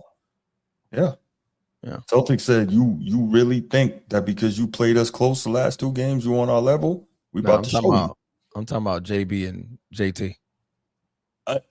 No, I think, and we joke about it, but I think that we are more concerned with that than they are. Now, don't get me wrong. JT, we know clearly why he wanted to come back. But I think when those guys are playing together, I think that, they're I think they're not worried. I'm just looking at like who's taking the bulk of the shots. Jason Tatum, 13 shots. Jaylen Brown, 15 shots. Really? Both got 18, 19. What's up? What is wrong with you? I mean, JT got 9 assists. He's dishing the rock. I'm pretty sure half of them probably to Peyton Pritchard. Let me ask you, did you see a flop from Jaylen Brown just now? I mean, got hip checked out the air by Drummond. So I'm wondering where this flop and Drummond is a big dude, bro. Yes. He's not small. I'm wondering where this flop is. Yeah, that's not a flop. Okay, I didn't think it was, but some people. Drummond is a solid. He's like what 6'9", 6'10". He's 7-footer. He's Is he a 7-footer? Big dude, yeah. But that's a big dude, though, yeah, man. He wasn't always that big, though. But he's old now. What up, Bruce? What's going on? I'm gonna say this. Yeah. I think Fernando Mendoza gonna be a bust. I don't think this game gonna how could I say adjust to the NFL game, NFL speed. I thought I wanted Bane at 14. However, until I actually dug deep and went and watched that film on the young man that we did pick, he's nasty. I like that. I like what I saw. We will have no right guard problems for the next 10 years with that young man that we picked up. Mm-hmm. And I really like how he helped the guy with the card. That really caught my attention. You know, guards are really not a splashy pick in most people's eyes. Sometimes mine. And so I really went to watch the film, and I'm like, okay, that's the correct pick. I did want the Bane, but hey, they talking about his arms too short. But that truly don't mean nothing if you work hard. Look at what they were saying about Johnny Randall, how that turned out. Mm-hmm. They were saying his arms was too short. Or Elvis Dumerville, they were saying his arms was too short. Yeah, I remember that. Yeah, so how hard you work. Yeah, but I believe Mendoza are gonna I don't think he's gonna do well. That's just my opinion, you know. Well, good thing is we get to see. Yes. And the Cleveland Browns picked another quarterback, a young man who's super athletic. Mm-hmm. They ran like a 4.3. 4.3. He jumped a 50-inch vertical. Yeah, his vert was crazy, like 48 inches or something like that. Yeah. Arkansas guy. Mm-hmm. And I would watch a little bit of film on him. He's good. He's really good. He's really good. Yeah. So now Cleveland Black loaded with the quarterback. The Ravens should have drafted him because should have drafted him. Yeah, he would be a perfect guy for God forbid if Lamar right. You don't have to change the scheme too much. Go ahead. But I just saw they got the kid out of Vanderbilt. Yeah, I saw that. No, did they sign him or just bring him in for a workout? No, they signed. Free. Had to get drafted. Oh yeah. Mm-hmm. Yeah, Diego Pavia. Yep. Yeah. So where'd he go? Baltimore. He went to the Ravens. Oh, he's a Raven. Yeah. He's a Raven. For the time being. You got to make the team. Yeah. I like the kid. We got the kid out there. He's a Raven. The kid. Who's your backup? Tyler Huntley. Mm-hmm. Oh yeah. The Ravens usually don't carry 3 quarterbacks, but he probably be on the practice squad or something. He might make the practice squad. You got the kid out of Indiana, which was a great pickup. Yeah, Elijah Surratt. I like that. Yeah. Waffle House. He stays open. See, I know it. He played big in those playoffs. His back shoulder game is vicious. So. Yes, it is. There might be a gym. He might got a gym. Hold on. Let me ask you, Bruce, real quick. Does Lamar throw the back shoulder ball well? I don't think so. Okay. That's one of his weaknesses. Right. One of his very, very few weaknesses. Yeah, I don't. One of his very few. Yeah, I don't recollect him throwing that. But that's something they can work on together, though. That's fine. Work on. Yeah. He's not a back shoulder thrower type of guy. Most of the stuff is that's why they load up on tight ends. Right. Yeah. He's a killer down the seam, boy. He throws lasers in the seam. Yeah, he's a doubt. So for sure. I never seen him be a big backyard shoulder thrower. I didn't think so. He was that hard to learn, or it's an art to it? I think there's an art to it, but Lamar is so talented that he can. You know what I'm saying? So yeah. Aaron Rodgers a back shoulder you to death. Oh man, he will back shoulder you to sleep, deaf, and sleep again. Jeremiah Love, I don't like him at Arizona. I just don't like the look. I don't think I like it either, man. But we'll see. I don't like the look. You might go down there and be Eric Dickerson, but I just don't like that Arizona look. Bro. Yeah, agreed. Other than that, man, just I'm a Ravens guy, so I ain't gonna talk too much about no other team. Right. Like the Cleveland Browns is interesting. They could have got another. They couldn't have Monk come pass him by. I think Monk will do well in Cleveland, yo. He's a likable guy to me. I like him. Well, we'll find out. All right, bro. I hit y'all boys next show, bro. All right, bro. Get ready for this Lakers game. All right, bro. All right. All right. Well, let's leave it right there, man. This was a great show, Transformer. Thank you so much for joining me, man. Absolutely. Brother. Obviously, bringing your insight as always. I appreciate it. Great show. Thank you, everybody who was in the chat. Thank you, everybody watching on replay. Appreciate it. Make sure you like, subscribe, share the show, and we out. Peace.